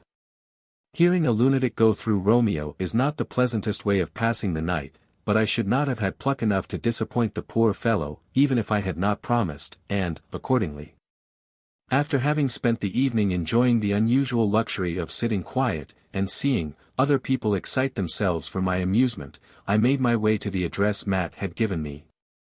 The house was in a narrow court at the back of the new cut. The front door stood wide open, though it was 12 o'clock, and a bitterly cold night. A child lay huddled up on the doorstep, and a woman was sleeping in the passage. I stumbled over the woman, groping my way along in the dark. She seemed used to being trodden upon though, for she only looked up unconcernedly, and went to sleep again at once. Matt had told me his place was at the very top, so I went on until there were no more stairs, and then I looked round me. Seeing a light coming from one of the rooms, I peered in through the half-open door, and saw a fantastic object, decked in gaudy colors and with long, flowing hair, sitting on the edge of a broken-down bedstead. I didn't know what to make of it at first, but it soon occurred to me that it must be Matt, fully made up as Romeo, and I went in. I thought, when I had seen him a few hours before, that he looked queer, even for him, but now, his haggard face daubed with paint, and his great eyes staring out of it more wildly than ever, he positively frightened me. He held out his hand, which was thin and white, but remained seated. "Excuse my rising," he said slowly, in a weak voice, "I feel so strange. I don't think I can go through the part tonight. So sorry to have brought you here for nothing, but you must come and see me some other time." I got him to lie down on the bed just as he was, and covered him with the old rags that were on it. He lay still for a few minutes, then he looked up and said, "I won't forget you, Elle, when I'm well off. You've been friendly to me when I was poor, I shan't forget it, my boy. My opportunity will soon come now, very soon, and then." He didn't finish the sentence, but began to murmur bits of the part to himself, and in a little while he dropped asleep. I stole softly out, and went in search of a doctor. I got hold of one at last, and returned with him to Matt's attic. He was still asleep, and after arranging matters as well as I could with the doctor, I left, for I had to be on my way early in the morning. I never expected to see Matt again, and I never did. People who have lived for any length of time on 6 shillings a week don't take long to die when they set about it, and 2 days after I had seen him, Mad Matt's opportunity came, and he took it. 13. Lodgings and Landladies. They charged me extra for the basket on the Great Eastern Line, and I have hated that company ever since. Of course it was overweight, but actors are good customers to the railways, and a little excess luggage is not, as a rule, too closely inquired into. The myrmidons at Bishopsgate, however, were inexorable. It was in vain I tried to persuade them that the thing was as light as a feather. They insisted on sticking it up edgeways on a shaky iron plate, and wobbling something up and down a bar, afterward giving me an absurd bit of paper with 4D on it, which, I explained, I didn't want, but which they charged me for just as though I had specially ordered it. My destination was a small market town in the eastern counties, where I arrived about midday. It was the most dead and alive place I have ever been to. All eastern county towns are more or less dead and alive, particularly the former, but this one was dreariness personified. Not a soul was to be seen outside the station. In the yard stood a solitary cab to which was attached a limp horse that, with head hanging down and knees bent out, looked the picture of resigned misery. But the driver had disappeared, washed away by the rain, perhaps, which was pouring steadily down. I left my belongings in the cloakroom, and walked straight to the theatre. I passed 2 or 3 green posters on my way, headed Theatre Royal, and setting forth that, the world-renowned tragedian from Drury Lane, would give his magnificent impersonations of Richard III. And the idiot witness that night, and begging the inhabitants, for their own sakes, to come early. I found the whole company assembled on the stage, and looking as dismal as the town itself. They all had colds in the head, including the manager, the world-renowned tragedian from Drury Lane, who had the face-ache into the bargain. After a rough and ready rehearsal of the tragedy, melodrama, and burlesque to be played that evening, I had had all my parts sent me by post before joining. I started off by myself to look for lodgings. As I had come to the conclusion that my own society would, on the whole, be less depressing than that of any gentleman in the company. Lodging hunting is by no means the most pleasant business connected with touring. It always means an hour or two's wandering up and down back streets, squinting up at windows, knocking at doors, and waiting about on doorsteps. You are under the impression, all the while, that the entire street is watching you, and that it has put you down as either a begging letter impostor, or else as the water-rate man, and despises you accordingly. You never find the place that suits you until you have been everywhere else. If you could only begin at the end and work backwards, the search would be over at once. But, somehow or other, you can never manage to do this, and you have always to go through the same routine. First of all, there are the places that ask about twice as much as you are prepared to give, and at which you promise to call again when you have seen your friend. Then there are the places that are just taken, or just going to be taken, or just not to be taken. There are the places where you can have half a bed with another gentleman, the other gentleman generally being the billiard marker at the hotel opposite, or some journeyman photographer. There are the people who won't take you because you are not a married couple, and the people who won't take you because you are a play actor, and the people who want you to be out all day, and the people who want you to be in by 10. Added to these, there is the slatternly woman, who comes to the door, followed by a mob of dirty children, that cling to her skirts and regard you with silent horror, evidently thinking that the big ugly man, so often threatened, has really come this time. Or the fool of a husband, who scratches his head and says you had better call again, when his missus is in. Or, most aggravating of all, the woman who stands on the step, after you have gone, and watches you down the street, so that you don't like to knock anywhere else. All this I was prepared for when I started, but no such ordeal was in store for me. The difficulty of selecting lodgings was got rid of altogether in the present case by there simply being no lodgings of any kind to be let. It had evidently never occurred to the inhabitants of this delightful spot that any human being could possibly desire to lodge there, and I don't wonder at it. There were a couple of inns in the High Street, but country actors cannot afford inns, however moderate, and of furnished apartments or bedrooms for single gentlemen, there were none. I explored every street in the town without coming across a single bill, and then, as a last resource, I went into a baker's shop to inquire. I don't know why bakers should be better acquainted than any other tradesmen with the private affairs of their neighbors, but that they are has always been my impression, or, at least, had been up till then, when it received a rude blow. I asked 2 bakers, and both of them shook their heads, and knew of no one who let lodgings. I was in despair, and the High Street, when I glanced up and saw a very pleasant face smiling at me from the door of a milliner's shop. Somehow, the sight of it inspired me with hope. I smiled back, and could the owner of the pleasant face recommend me to any lodgings? The owner of the pleasant face looked surprised. Was Monsieur going to stop in the town? On Monsieur explaining that he was an actor, Madame was delighted, and smiled more pleasantly than ever. Madame did so love the theatre. Had not been to one for, oh, so long time. Not since she did leave Regent Street, the Regent Street that was in our London.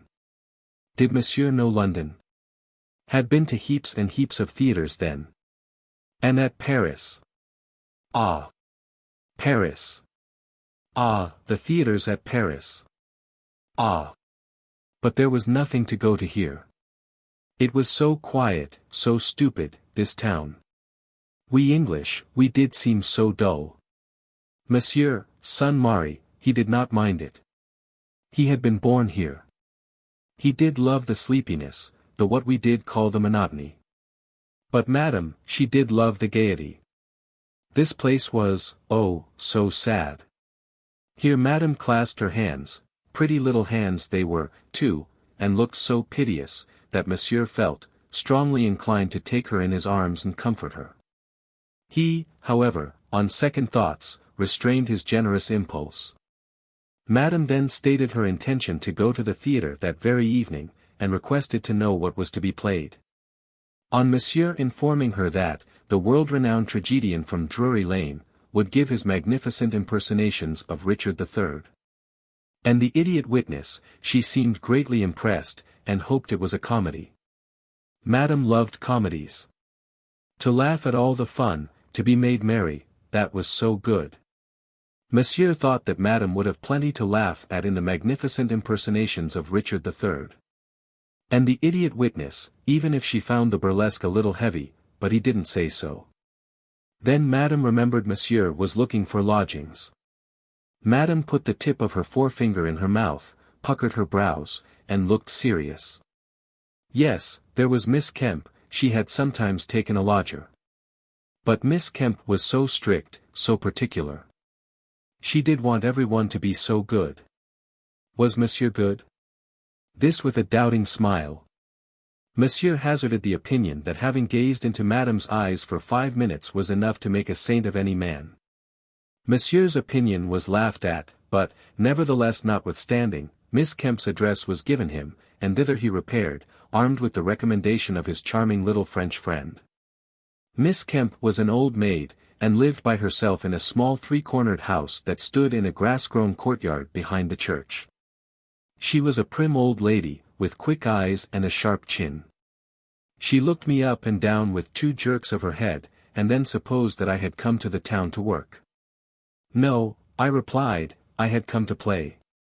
I was an actor. Oh, said Miss Kemp. Then added severely, you're married. I repudiated the insinuation with scorn. After that, the old lady asked me inside, and we soon became friends. I can always get on with old ladies. Next to young ones, I like them better than any other class of the community. And Miss Kemp was a very nice old lady. She was as motherly as a barnyard hen, though she was an old maid. I suggested going out again to buy a chop for my tea, and to fetch my basket, but she would not hear of it. Bless the child, said she, do run and take off those wet boots. I'll send someone for your luggage. So I was made to take off my coat and boots, and to sit by the fire, with my feet wrapped up in a shawl, while Miss Kemp bustled about with toast and steaks, and rattled the tea things and chatted. I only stopped a week with Miss Kemp, that being the length of time the company remained in the town, but it will be a long while before I forget the odd little old maid with her fussy ways and kindly heart. I can still see, in memory, the neat kitchen with its cheerful fire in polished grate, before which sleek purring Tom lies stretched. The old-fashioned lamp burns brightly on the table, and, between it and the fire, sits the little old lady herself in her high-backed chair, her knitting in her hands and her open Bible on her knee. As I recall the picture, so may it still be now, and so may it still remain for many a year to come. I must have been singularly fortunate in regard to landladies, or else they are a very much maligned class. I have had a good deal to do with them, and, on the whole, I have found them kind, obliging, and the very reverse of extortionate. With country landladies, especially, I have ever been most comfortable, and even among London ones, who, as a class, are not so pleasant as their provincial sisters, I have never, as yet, come across a single specimen of that terrible she-dragon about which I have heard so much. To champion the cause of landladies is rather an extraordinary proceeding, but, as so much is said against them, I think it only fair to state my own experience. They have their faults.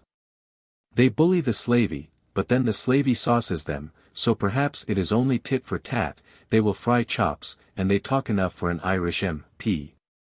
They persist in telling you all their troubles, and they keep you waiting for your breakfast while they do it. They never tire of recounting to you all they have done for some ungrateful relative, and they bring down a drawerful of letters on the subject, which they would like you to cast your eye through. They bore you to death every day, too, with a complete record of the sayings and doings of some immaculate young man lodger they once had. This young man appears to have been quite overweight with a crushing sense of the goodness of the landlady in question. Many and many a time has he said to her, with tears in his eyes, "Ah, Mrs. So-and-so, you have been more than a mother to me." And then he has pressed her hand, and felt he could never repay her kindness.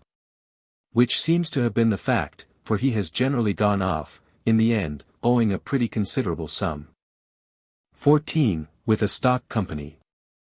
I was most miserable with the company I had now joined. What it was like may be gathered from the following. Dear Jim, if I stop long with this company I shall go mad, not very far to go, perhaps you'll say. I must get out of it soon. It's the most wretched affair you could possibly imagine. Crummies' show was a comédie française in its arrangements compared with this. We have neither stage manager nor acting manager. If this were all, I shouldn't grumble, but we have to do our own bill posting, help work the scenes, and take the money at the doors, not an arduous task this last. There are no lines. We are all responsibles. And the parts are distributed among us with the utmost impartiality. In the matter of salary, too, there is the same charming equality, we all get a guinea. In theory, that is, in reality. Our salaries vary according to our powers of nagging, the maximum ever attained by anyone having been 15 shillings. I wonder we got any, though. Considering the audiences we play to. The mere sight of the house gives one the horrors every night. It is so dimly lighted, for, to save expense, the gas is only turned a quarter on, that you can hardly see your way about, and so empty. That every sound echoes and re-echoes through the place, till it seems as though a dozen people are talking in a scene where there are only two. You walk on the stage, and there in front of you are, say, 20 people dotted about the pit. A few more are lolling listlessly over the gallery rails, and there are 2 or 3 little groups in the boxes, while, as a background to these patches of unhappy humanity, there stares out the bare boards and the dingy upholstery. It is impossible to act among such surroundings as these. All you can do is to just drag through your part, and the audience, who one and all have evidently been regretting from the very first that they ever came, a fact they do not even attempt to disguise, are as glad when it is over as you are. We stop a week in each town and play the same pieces, so, of course, there is no study or rehearsal now. But I wish there were. Anything would be better than this depressing monotony. I might have guessed what sort of a company it was by his sending me the parts he did. I play Duncan, Banquo, Satan, and a murderer in Macbeth, Tybalt and the apothecary in Romeo and Juliet, and Laertes, Osric, and the second player in Hamlet, and so on all through. None of us play less than 2 parts in the same piece. No sooner are we killed or otherwise disposed of as one person, than we are up again as somebody else, and that, almost before we have time to change our clothes. I sometimes have to come on as an entirely new party with no other change than the addition of a beard. It puts me in mind of the nigger who borrowed his master's hat with the idea of passing himself off as one of them white folks. I should think that if the audience, when there are any, attempt to understand the play, they must have a lively time of it, and if they are at all acquainted with our national bard, they must be still more puzzled. We have improved so on the originals, that the old gentleman himself would never recognize them. They are 1/3 Shakespeare, and 2/3 the renowned tragedian from Drury Lane. Of course, I have not had my railway fare, which I was promised after joining, and I've given up asking for it now. I got a chance of changing my quarters after a few weeks, and I need scarcely say I jumped at it. We passed through a big town that was the headquarters of an established circuit company, and, hearing that one of their responsibles had just left, I went straight to the manager, offered myself, and was accepted. Of course, in the usual way, I ought to have given a fortnight's notice to the other manager, but, under the circumstances, this could hardly have been insisted upon. So I made the renowned tragedian from Drury Lane a present of all the arrears of salary he owed me, at which generosity on my part we both grinned, and left him at once. I don't think he was very sorry. It saved him a few shillings weekly, for my place was filled by one of the orchestra, that body being thereby reduced to 2. The company of which I was now a member was one of the very few stock companies then remaining in the provinces. The touring system had fairly set in by this time, and had, as a consequence, driven out the old theatrical troupes that used to act on from year to year within the same narrow circle, and were looked upon as one of the institutions of the half-dozen towns they visited. I am not going to discuss here the rival merits or demerits of the 2 systems. There are advantages and disadvantages to be urged on both sides, not only from the school point of view, but also as regards the personal interests and comfort of the actor. I will merely say, with reference to the latter part of the question, that I myself preferred the bustle and change of touring. Indeed, in spite of all the attending anxieties and troubles, it was in this constant change, this continual shifting of the panorama of scenes and circumstances by which I was surrounded, that, for me, the chief charm of stage life lay. Change of any kind is always delightful to youth, whether in big things or in little ones. We have not been sufficiently seasoned by disappointment in the past, then, to be skeptical as to all favors the future may be holding for us in her hand. A young man looks upon every change as a fresh chance. Fancy points a more glowing fortune for each new departure, and at every turn in the road he hopes to burst upon his goal. At each new town I went to, and with each new company I joined, new opportunities for the display of my talents would arise. The genius that one public had ignored, another would recognize and honor. In minor matters, too, there was always pleasant expectation. Agreeable companions and warm friends might be awaiting me in a new company, the lady members might be extraordinarily lovely, and money might be sure.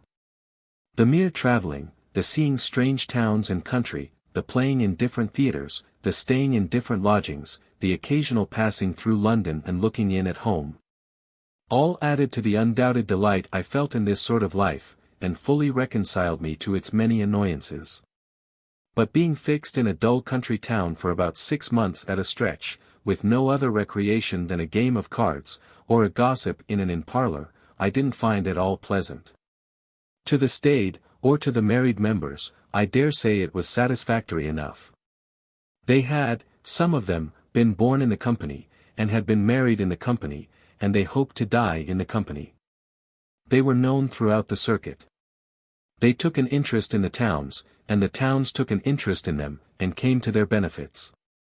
They returned again and again to the same lodgings. There was no fear of their forgetting where they lived, as sometimes happened to a touring actor on his first day in a new town. They were not unknown vagabonds wandering houseless from place to place. They were citizens and townsmen, living among their friends and relations. Every stick of furniture in their rooms was familiar to them. Their lodgings were not mere furnished apartments, but home, or as near to a home as a country player could ever expect to get. No doubt they, as Madame would have said, did love the sleepiness, but I, an energetic young bachelor, found it, oh, so sad. Sad as I might have thought it, though, I stayed there 5 months, during which time I seem to have written an immense number of letters to the long-suffering Jim. All that is worth recording here, however, is contained in the following extracts. The work is not so hard now. It was very stiff at first, as we changed the bill about every other night, but I got hold of the repertoire and studied up all the parts one knew I should have to play. It still comes heavy when there is a benefit, especially when anything modern is put up, as, then, having a good wardrobe, I generally get cast for the gentlemanly party, and that is always a lengthy part. But what makes it still more difficult, is the way everybody gags. Nobody speaks by the book here. They equivocate, and then I am undone. I never know where I am. The other day, I had a particularly long part given me to play the next evening. I stayed up nearly all night over it. At rehearsal in the morning, the light comedy, with whom I was principally concerned, asked me how I'd got on. Well, I think I shall know something about it, I answered. At all events, I've got the cues perfect. Oh. Don't bother yourself about cues, replied he cheerfully. You won't get a blessed cue from me. I use my own words now. Just you look out for the sense. I did look out for the sense, but I'll be hanged if I could see any in what he said. There was no doubt as to the words being his own. How I got through with it I don't know. He helped me with suggestions when I stuck, such as, go on, let off your bit about a father, or, have you told me what Sarah said? Get me a pair of second-hand tights at Stinchcomb's, will you, and have them washed and sent down. Any old things will do. I only want them to wear underneath others. I have to appear in black tights next Monday. They make your legs look so awfully thin, and I'm not too stout in those parts as it is. I have got hold of an invaluable pair of boots, well, so they ought to be, I paid 15 shillings for them. Pulled up to their full height, they reach nearly to the waist, and are a pair of American jack-boots. Doubled in round the calf, and with a bit of gold lace and a tassel pinned on, they are Hessians, with painted tops instead of the gold lace and tassel, they are hunting boots. And wrinkled down about the ankle, and stuck out round the top, they are either Charles or Cromwell, according to whether they are ornamented with lace and a bow, or left plain. You have to keep a sharp eye on them, though, for they have a habit of executing changes on their own account unbeknown to you, so that while one of your legs is swaggering about as a highwayman, the other is masquerading as a cavalier. We dress the pieces very well indeed here. There is an excellent wardrobe belonging to the theatre. I do wish it were possible to get the programs made out by intelligent men, instead of by acting managers. If they do ever happen, by some strange accident, not to place your name opposite the wrong character, they put you down for a part that never existed, and if they get the other things right, they spell your name wrong. I say, here's a jolly nice thing, you know, they fined me £50 for not attending rehearsal. Why, I was there all the while, only I was over the way, and when I came back they had finished. That's our fool of a prompter, that is. He knew where I was. I'll serve him out. 15. Revenge. More extracts. I'm afraid I shall have to trouble you to get me another wig. I thought my own hair would do for modern juvenile parts, but it isn't considered light enough. Be virtuous and you will have hair the color of tow, seems to be the basis of the whole theatrical religion. I wish I could be as economical in wigs as our first old man is. He makes one do for everything. He wears it the right way when he is a serious old man, and hind part foremost when he wants to be funny. Talking of wigs puts me in mind of an accident our manager had the other night. He is over 50, but he fancies he is a sort of Charles Matthews, and will play young parts. So on Saturday evening he came on as the lover in an old English comedy, wearing one of those big three-cornered hats. "Who is that handsome young man with the fair hair?" says the heroine to her confidant. "Oh, why that is Sir Harry Montfort, the gallant young gentleman who saved the prince's life. He is the youngest officer in the camp, but already the most famous." "Brave boy," murmurs the heroine, "I would speak a word with him." "Call him hither, Lenora." So Lenora called him thither, and up he skipped. When the heroine spoke to him, he was quite overcome with boyish bashfulness. "Ah, madam," sighed he, taking off his hat and making a sweeping bow, "what the devil's the matter? What are they laughing at? Oh my!" He had taken his wig off with his hat, and there was the brave boy's poor old bald head exposed to the jeers of a ribald house. "I'd half a mind to rush up to town last week. I was out of the bill for 3 nights running. But the mere railway fare would have cost me nearly half a week's salary, so I contented myself with a trip over to R, and a look in at the show there. I met W. He's married little Polly, who was walking lady at. She is up at Aberdeen now, and he hasn't seen her for over 3 months. Rather rough on a young couple who haven't been married a year. The old ones bear up against this sort of thing very well indeed, but poor W. is quite upset about it. They kept together as long as they could, but business got so bad that they had to separate, and each take the first thing that offered.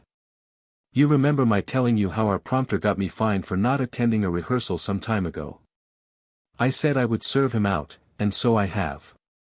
Or rather we have, I and one of the others who had a score against him, for he's a bumptious, interfering sort of fellow, and makes himself disagreeable to everybody. He is awful spoons on a Miss Pinkeen, whose father keeps an ironmonger's shop next door to the theatre. The old man knows nothing about it, and they are up to all kinds of dodges to get a word with each other. Now, one of our dressing-room windows is exactly opposite their staircase window, and he and the girl often talk across. And, once or twice, he has placed a plank between the 2 windows, and crawled along it into the house when her father has been away. Well, we got hold of a bit of this girl's writing the other day, and forged a letter to him, saying that her father had gone out, and that she wanted to see him very particularly. And that he was to come over through the window and wait on the landing till she came upstairs. Then, just before rehearsal, we went out and gave a stray boy 2pence to take it in to him. Of course no sooner did we see that he was fairly inside the house, and out of sight, than we pulled the board in and shut our window. It got quite exciting on the stage as time went by. "Where's," fumed the stage manager. "Where the devil's? It's too bad of him to keep us all waiting like this." And then the call boy was sent round to 4 public houses, and then to his lodgings, for he had got the book in his pocket, and we couldn't begin without him. "Oh, it's too bad of him to go away and stop like this," cried the stage manager again at the end of half an hour. "I'll fine him 5 shillings for this. I won't be played the fool with." In about an hour, he came in looking thunder and lightning. He wouldn't give any explanation. All we could get out of him was, that if he could find out who'd done it, he'd jolly well wring his neck. From what the ironmonger's boy told our call boy, it seems that he waited about 3/4 of an hour on the stairs, not daring to move, and that then the old man came up and wanted to know what he was doing there. There was a regular scene in the house, and the girl has sworn that she'll never speak to him again for getting her into a row, and about 4 of her biggest male relatives have each expressed a firm determination to break every bone in his body. And the boy adds, that from his knowledge of them they are to be relied upon. We have thought it our duty to let him know these things. I find nothing further of any theatrical interest, until I come to the following, written about 4 months after the date of my entering the company. I was far too busy to write last week. It's been something awful. We've got 3 down here for a fortnight. His list consists of 18 pieces, 8 legitimate, 5 dramas, 4 comedies, and a farce, and we only had a week in which to prepare. There have been rehearsals at 10, and rehearsal at 3, and rehearsals at 11, after the performance was over. First I took all the parts given me, and studied them straight off one after the other. Then I found I'd got them all jumbled up together in my head, and the more I tried to remember what belonged to which, the more I forgot which belonged to what. At rehearsal I talked Shakespeare in the farce, and put most of the farce and a selection from all the 5 dramas into one of the comedies.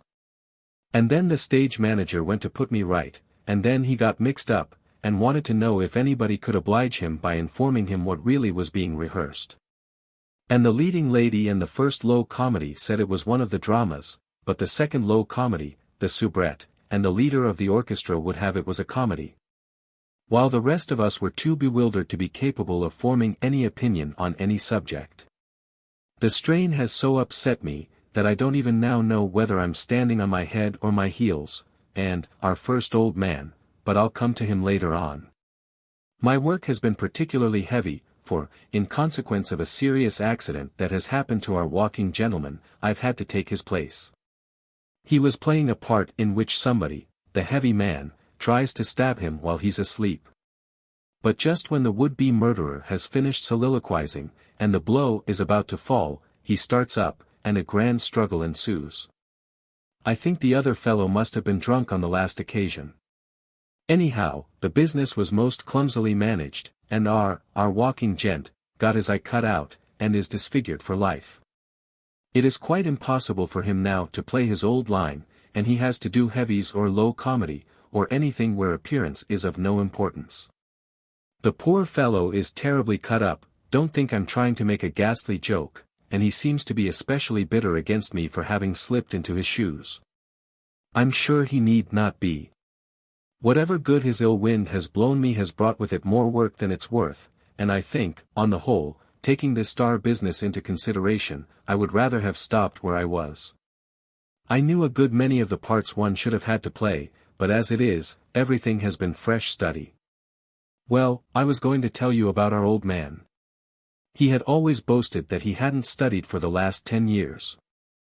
I don't know what particular merit there was in this, that he should have so prided himself upon it, but that he considered it as highly clever on his part there could not be the slightest doubt. And he had even got to quite despise anyone who did study. You can imagine his feelings, therefore, when 16 long parts, 11 at least of which he had never seen before, were placed in his hand, with a request that he would be letter perfect in all by the following Thursday. It was observed that he didn't say much at the time. He was a garrulous old gentleman as a rule, but, after once glancing over the bundle, he grew thoughtful and abstracted and did not join in the chorus of curses loud and deep which was being sung with great vigor by the rest of the company. The only person to whom he made any remark was myself, who happened to be standing by the stage door when he was going out. He took the bundle of parts out of his pocket, and showed them to me. "Nice little lot, that, ain't it?" he said. "I'll just go home and study them all up, that's what I'll do." Then he smiled, a sad, wan smile, and went slowly out. That was on Saturday evening, and on Monday morning we met at 10 for rehearsal. We went on without the old man until 11. And then, as he hadn't turned up, and was much wanted, the boy was dispatched to his lodgings to see if he was there.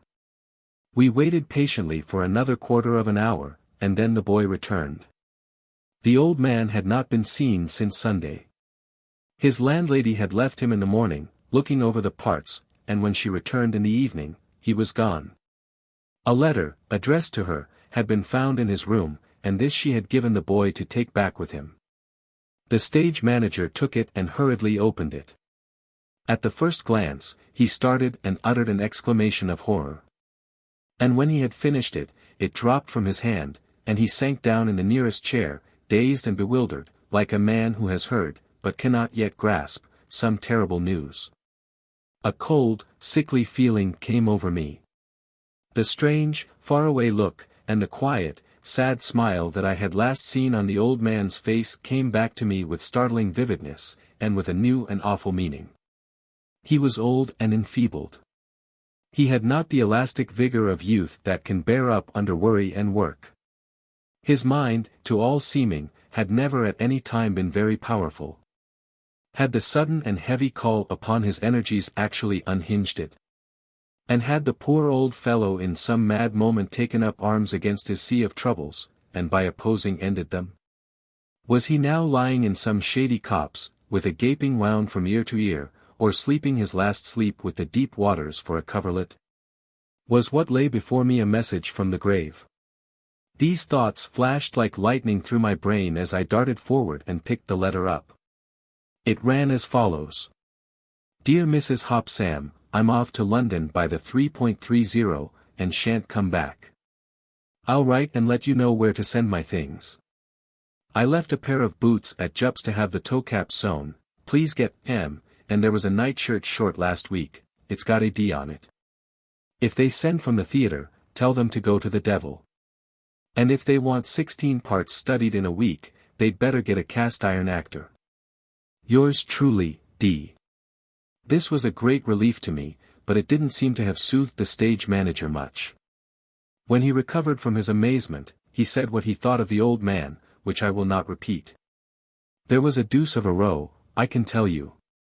Our leading man, who had consoled himself for being temporarily ousted from his proper position by the thought of having nothing to do all the time, and being able to go in front each night and sneer at the star, had to take the first old man's place, and a pretty temper he's in about it. It's as much as one's life's worth now, even, to sneak a bit of his color. Another old man joins us after next week, but of course that is just too late for the hard work. We'll be gone then. 16. Views on acting. I quote from 2 more letters, and then I have done with this stock company. The first was written just after our star had set, or rather gone to the next town, the second about a fortnight later. Left on Saturday. We had crowded houses all the time he was with us, and I'm not surprised.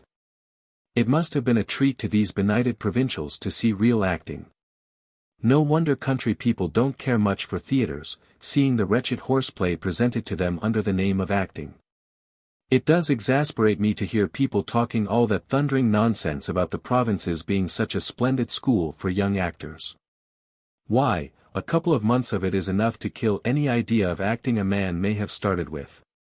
Even if you had time to think of anything but how to gabble through your lines, it would be of no use. You would never be allowed to carry out any ideas of your own. If you attempted to think, you would be requested to look out for another shop at once. The slightest naturalness or originality would be put down to ignorance. You must walk through each part by the beaten track of rule and tradition, and such rule and tradition. The rule of Richardson's show, the tradition of some ranting inn-yard hack. To reach the standard of dramatic art in the provinces, you have to climb down, not up. Comedy consists in having a red nose, and tumbling about the stage, being pathetic makes you hoarse for an hour after, and as for tragedy, no one dare attempt that who hasn't the lungs of a politician. But, changed all that for us. He infused a new spirit into everybody, and, when he was on the stage, the others acted better than I should ever have thought they could have done. It is the first time I have played with anyone who can properly be called an actor, and it was quite a new sensation. I could myself tell that I was acting very differently to the way in which I usually act. I seemed to catch his energy and earnestness, the scene grew almost real, and I began to feel my part. And that is the most anyone can do on the stage. As to being the character you are representing, that is absurd. I can hardly believe in any sane person seriously putting forward such a suggestion. It is too ridiculous to argue against. Picture to yourself a whole company forgetting they were merely acting, and all fancying themselves the people they were impersonating. Words and business would of course be out of the question. They would all say and do just what came natural to them, and just when it came natural, so that sometimes everybody would be talking at once, and at other times there would be nobody doing anything. Such enthusiasm as theirs would never bow to the pitiful requirements of stage illusion. They would walk over the footlights onto the heads of the orchestra, and they would lean up against the mountains in the background. It would be a grand performance, but it wouldn't last long. The police would have to be called in before the first act was over. If they were not, the leading man would slaughter half the other members of the company. The juvenile lead would run off with the walking lady and the property jewels, and the first old man would die of a broken heart. What the manager would do on the second night I don't know. If he opened at all, I suppose he would go in front and explain matters by saying, "Ladies and gentlemen, I must apologize for the incompleteness with which the play will be presented to you this evening. The truth is, the performance last night was so realistic all round, that there is only the low comedy and a general utility left. But we've a good many corpses about the theatre, and with these, and the assistance of the two gentlemen mentioned, we will do what we can. Even when studying in one's own room, one cannot for a moment lose sight of one's identity. A great actor, creating a character, doesn't forget he's himself, and think he's somebody else. It's only lunatics who have those fancies. But he is a man of such vast sympathy that he can understand and enter into all human thoughts and feelings. And, having pictured to himself the character of the man he wishes to represent, he can follow the workings of that supposed man's mind under all possible circumstances. But even this sympathy must be left outside the theatre doors. Once inside, the mind must be kept clear of all distracting thought.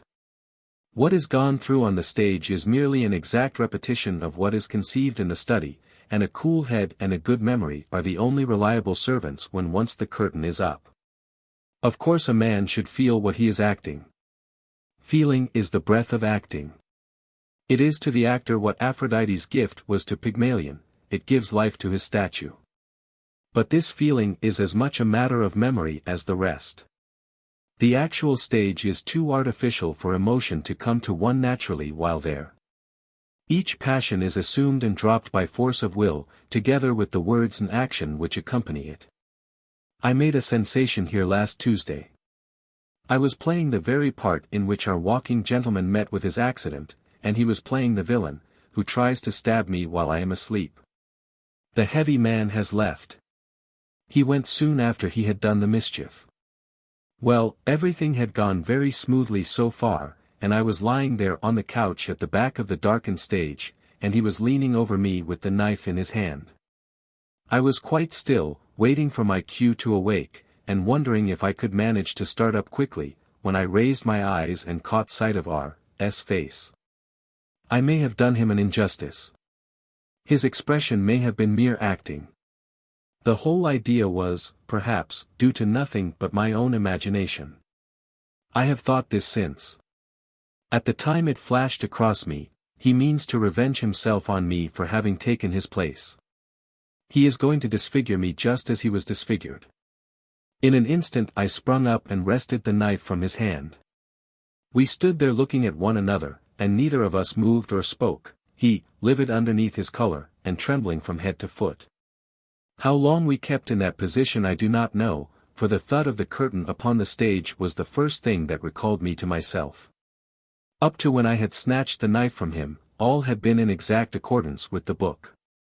After that, I should have held him down by the throat, and made a speech of about 8 lines. I think our impromptu tableau was more effective. There was immense applause, and everybody congratulated me on my success. "I suppose you cut out the end," said the manager, "but never mind that. I dare say you were a little nervous, and you acted splendidly, my boy." I didn't say it wasn't acting, and neither did R. I left here to join a small touring company as juvenile lead.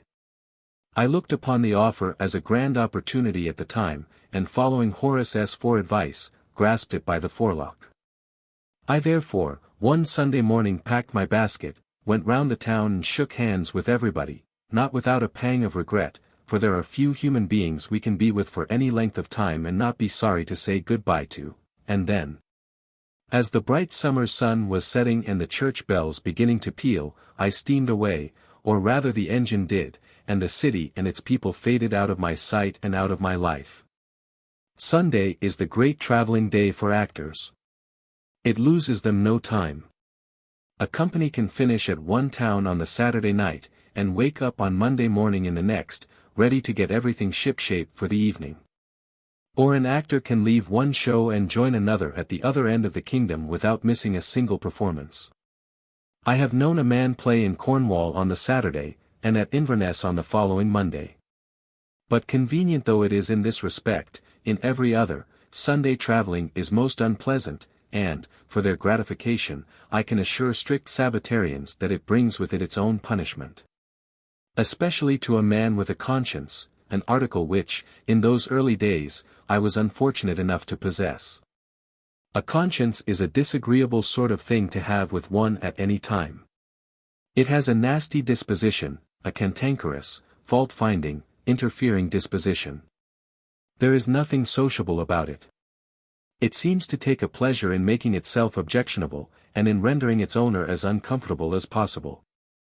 During these Sunday journeys, it used to vex me by every means in its power. If any mild old gentleman, sitting opposite me in the carriage, raised his eyes and looked at me, I immediately fancied he was silently reproaching me, and I felt ashamed and miserable. It never occurred to me at the time that he was every bit as bad as I was, and that I had as much right to be shocked at him as he to be horrified at me. Then I used to ask myself what my poor aunt would say if she could see me. Not that it was of the slightest consequence what the old lady would have said, but the question was just one of those petty annoyances in which a mean-spirited conscience delights. I was firmly convinced that everybody was pointing the finger of scorn at me.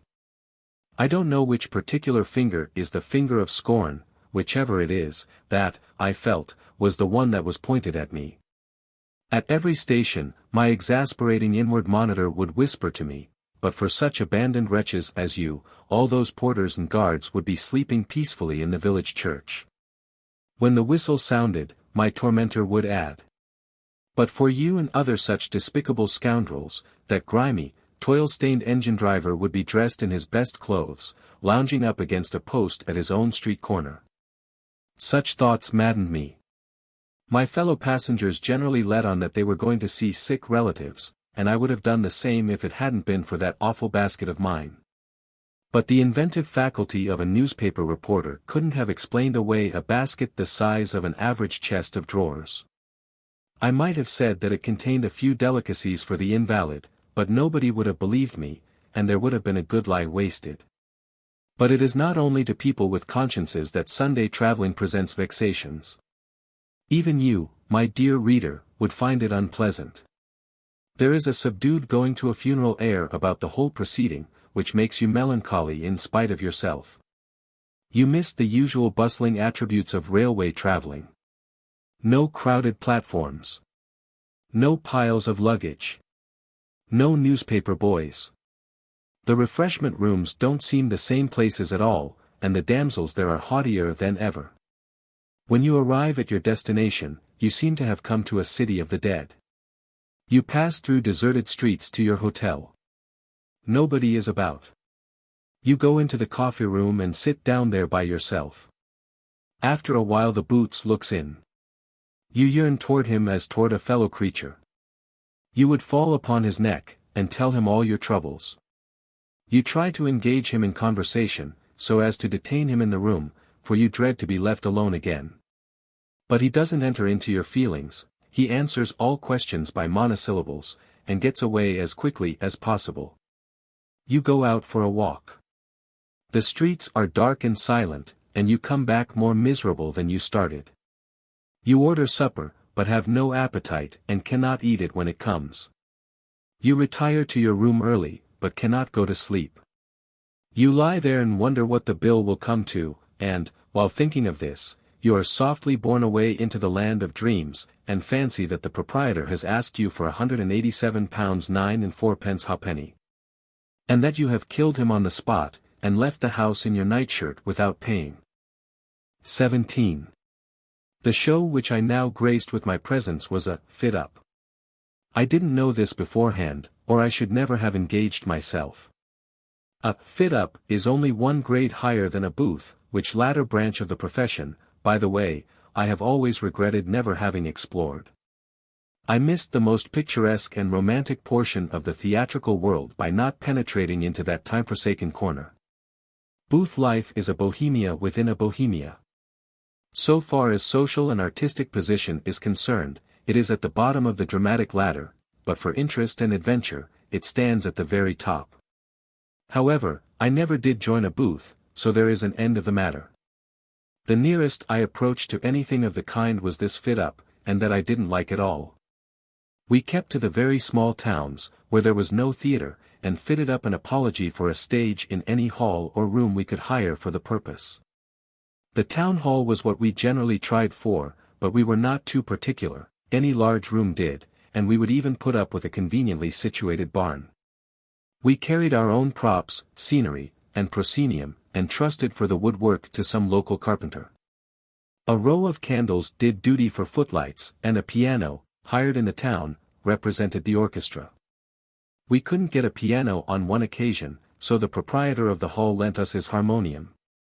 I will not linger over my experience with this company, they were not pleasant ones.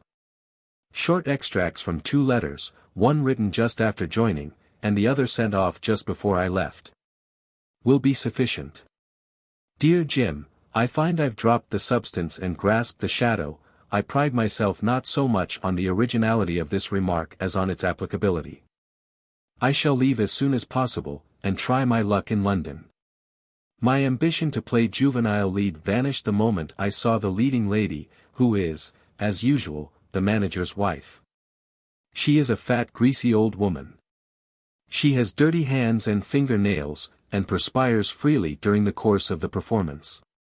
She is about 3 times my size, and if the audiences to which we play have the slightest sense of humor, which, from what I have seen of them, I think extremely doubtful, our love-making must be a rare treat to them.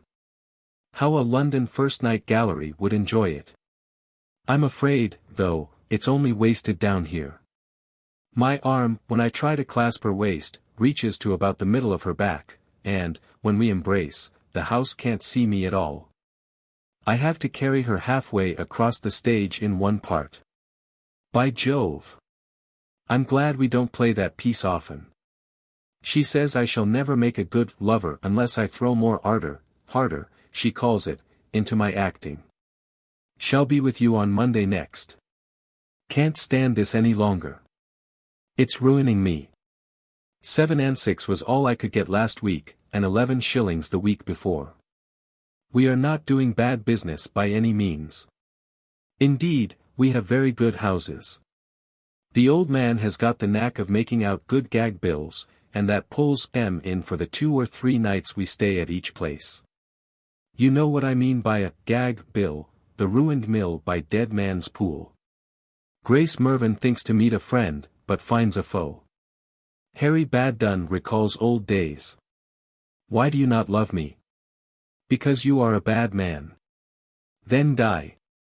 The struggle on the brink. Help. There is none to help you here. You lie, Harry Baddun, I am here. A hand from the grave. Harry Baddun meets his doom. That's what I mean by a gag bill. Whatever money is made, however, he takes care to keep for himself. He can always put up at the best hotel in the place, while we have to pawn our things to pay for the meanest of lodgings. It isn't only actors who get robbed by these managers, authors also suffer pretty considerably. We have 2 copyright pieces in our list, both of which draw very well, but not a penny is paid for performing them. To avoid any chance of unpleasantness, the titles of the pieces and the names of the chief characters are altered. So that even if the author or his friends, supposing it possible for any author to have any friends, were on the lookout, they would never know anything about it. And, if they did, it would be of no use. It would be throwing good money after bad to attempt to enforce payment from the men who do this sort of thing, and I hear that it is done all over the provinces. They have no money and none can be got out of them. Your penniless man can comfortably defy half the laws in the statute book. What a nuisance firearms are on the stage. I thought I was blinded the other night, and my eyes are painful even now. The fellow should have fired up in the air. It is the only safe rule on a small stage, though it does look highly ridiculous to see a man drop down dead because another man fires a pistol at the moon. But there is always some mishap with them. They either don't go off at all, or else they go off in the wrong place, and, when they do go off, there is generally an accident. They can never be depended upon. You rush onto the stage, present a pistol at somebody's head, and say, "Die." But the pistol only goes click, and the man doesn't know whether to die or not. He waits while you have another try at him, and the thing clicks again. And then you find out that the property man hasn't put a cap on it, and you turn round to get one. But the other man, thinking it is all over, makes up his mind to die at once from nothing else but fright, and, when you come back to kill him for the last time, you find he's already dead. We have recourse to some rum makeshifts here, to eke out our wardrobes. My old frock coat, with a little cloth cape which one of the girls has cut out for me pinned on underneath the collar, and with a bit of lace round the cuffs, does for the gallant of half the old comedies. And, when I pin the front corners back and cover them with red calico, I'm a French soldier. A pair of white thingamies does admirably for buckskin riding breeches, and for the part of a Spanish conspirator, I generally borrow my landlady's tablecloth. It was about the end of October when I found myself once more in London. The first thing I then did was to go to my old shop on the Surrey side. Another company and another manager were there, but the latter knew me, and, as I owned a dress suit, engaged me at a salary of 12 shillings weekly to play the part of a swell. When I had been there just 1 week, he closed. Whether it was paying me that 12 shillings that broke him, I cannot say, but on Monday morning some men came and cut the gas off, and then he said he shouldn't go on any longer, and that we must all do the best we could for ourselves. I, with 2 or 3 others, thereupon started off for a theatre at the East End, which was about to be opened for a limited number of nights by some great world-renowned actor. This was about the 40th world-renowned party I had heard of for the first time within the last 12-month. My education in the matter of world-renowned people had evidently been shamefully neglected. The theatre was cunningly contrived, so that one had to pass through the bar of the adjoining public house, to the landlord of which it belonged, to get to the stage. Our little party was saved from temptation, however, for I don't think we could have mustered a shilling among the lot of us that morning. I was getting most seriously hard up at this time. The few pounds I had had left, after purchasing my wardrobe and paying my railway fares, etc., had now dwindled down to shillings, and, unless things mended, I felt I should have to throw up the sponge and retire from the stage. I was determined not to do this though, till the very last, for I dreaded the chorus of "I told you so's," and I knew very well how "'twould be's," and such like well-known and exasperating crows of triumph, with which, in these cases, our delighted friends glorify themselves and crush us. The East End Theatre proved a stopgap for a while. I was fortunate enough to be one of those engaged out of the crowd of eager and anxious applicants, among whom I met a couple from the fit-up company I had lately left, they having come to the same conclusion as myself, viz. that it was impossible to live well and dress respectably on and off the stage upon an average salary of 10 shillings weekly. The engagement was only for a fortnight, and there is only one incident connected with it that I particularly remember. That was my being guide on one occasion. We were playing a melodrama, the scene of which was laid in some outlandish place or other, and the stage manager insisted on my wearing a most outrageous costume. I knew it would be laughed at, especially in that neighborhood, and my expectations were more than fulfilled. I hadn't been on the stage 5 seconds before I heard a voice from the gallery hoarsely inquire, "What is it, Bill?" And then another voice added, "Tell us what it is, and you shall have it." A good deal of laughter followed these speeches. I got hot all over, and felt exceedingly uncomfortable and nervous. It was as much as I could do to recollect my part, and it was with a great effort that I began my first line.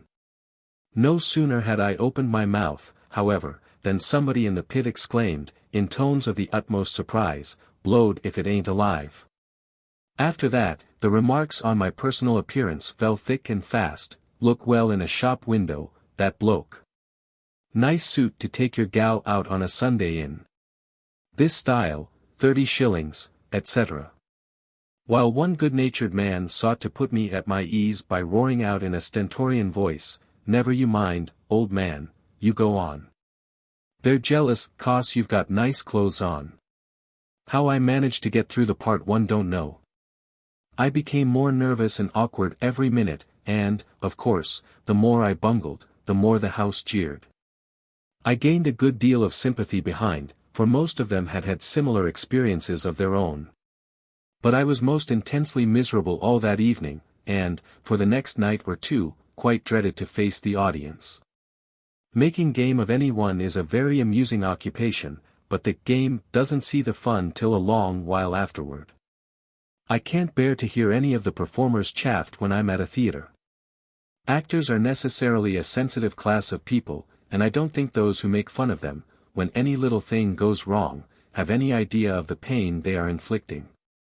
It is quite right, and quite necessary sometimes, that disapprobation should be expressed, and that unmistakably, but it should be for the purpose of correcting real faults. Guying is, as a rule, indulged in only by the silliest portion of the audience, and for no other object but to display their own vulgar wit.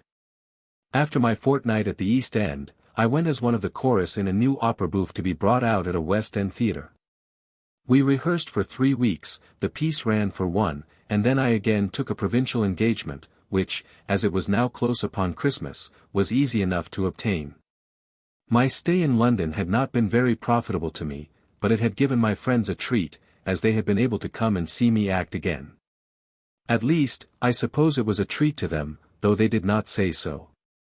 My friends are always most careful never to overdo the thing in the matter of praise. I cannot accuse them of sycophancy. They scorn to say pleasant things that they don't mean. They prefer saying unpleasant things that they do mean. There's no humbug about them, they never hesitate to tell me just exactly what they think of me. This is good of them. I respect them for saying what they think, but if they would think a little differently, I should respect them still more.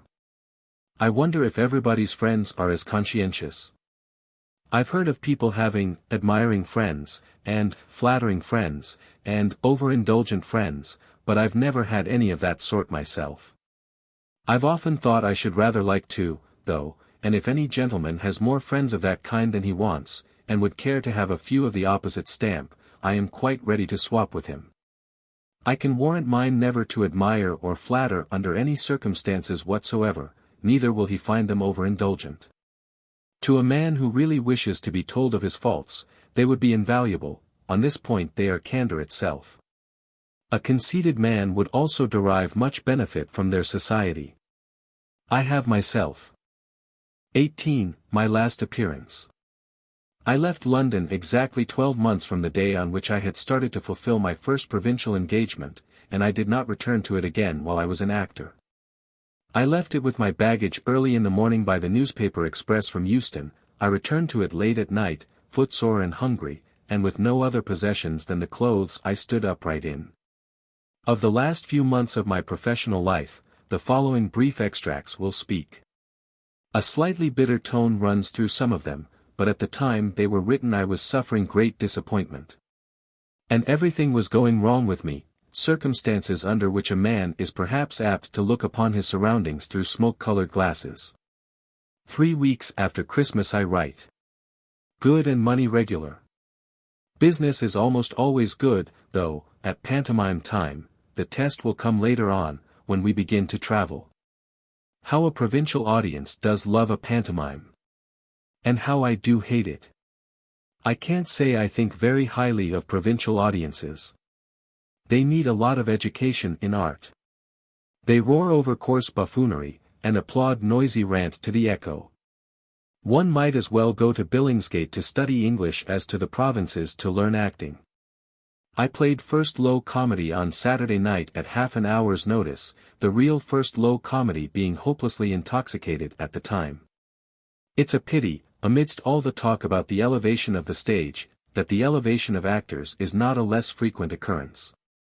It can hardly improve the reputation of the profession in the eyes of the public, when they take up the era and read advertisement after advertisement, ending with such lines as, "None but sober people need apply, must contrive to keep sober." At all events during the performance. People who are constantly getting drunk need not write.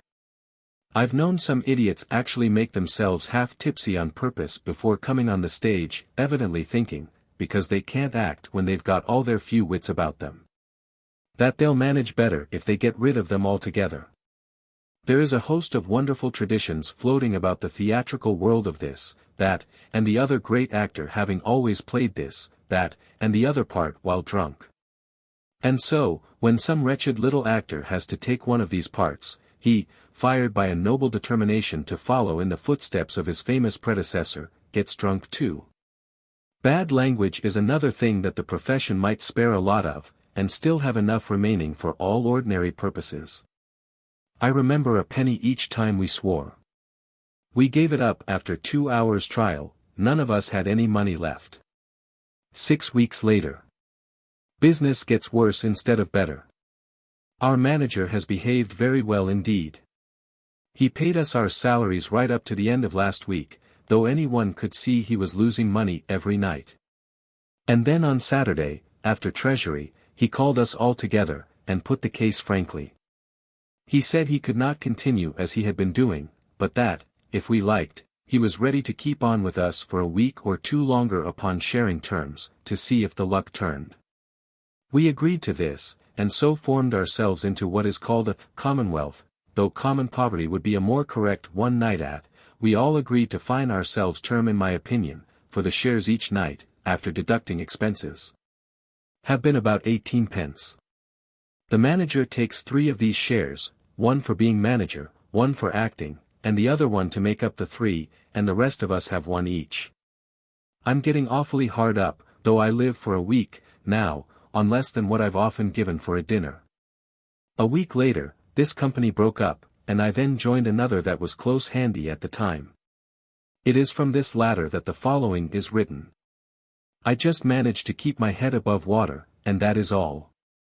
If things get worse, I shall be done for. I've no money of my own left now.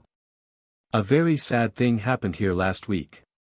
Our leading man died suddenly from heart disease, leaving his wife and 2 children totally destitute.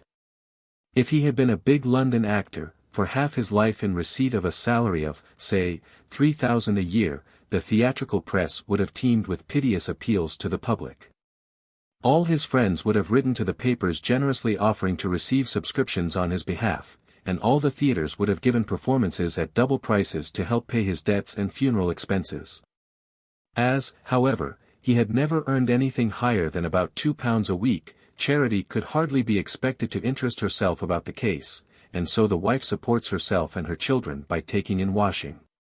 Not that I believe she would ask for alms, even were there any chance of her getting them, for, when the idea was only suggested to her, she quite fired up, and talked some absurd nonsense about having too much respect for her husband's profession to degrade it into a mere excuse for begging. This company also went wrong.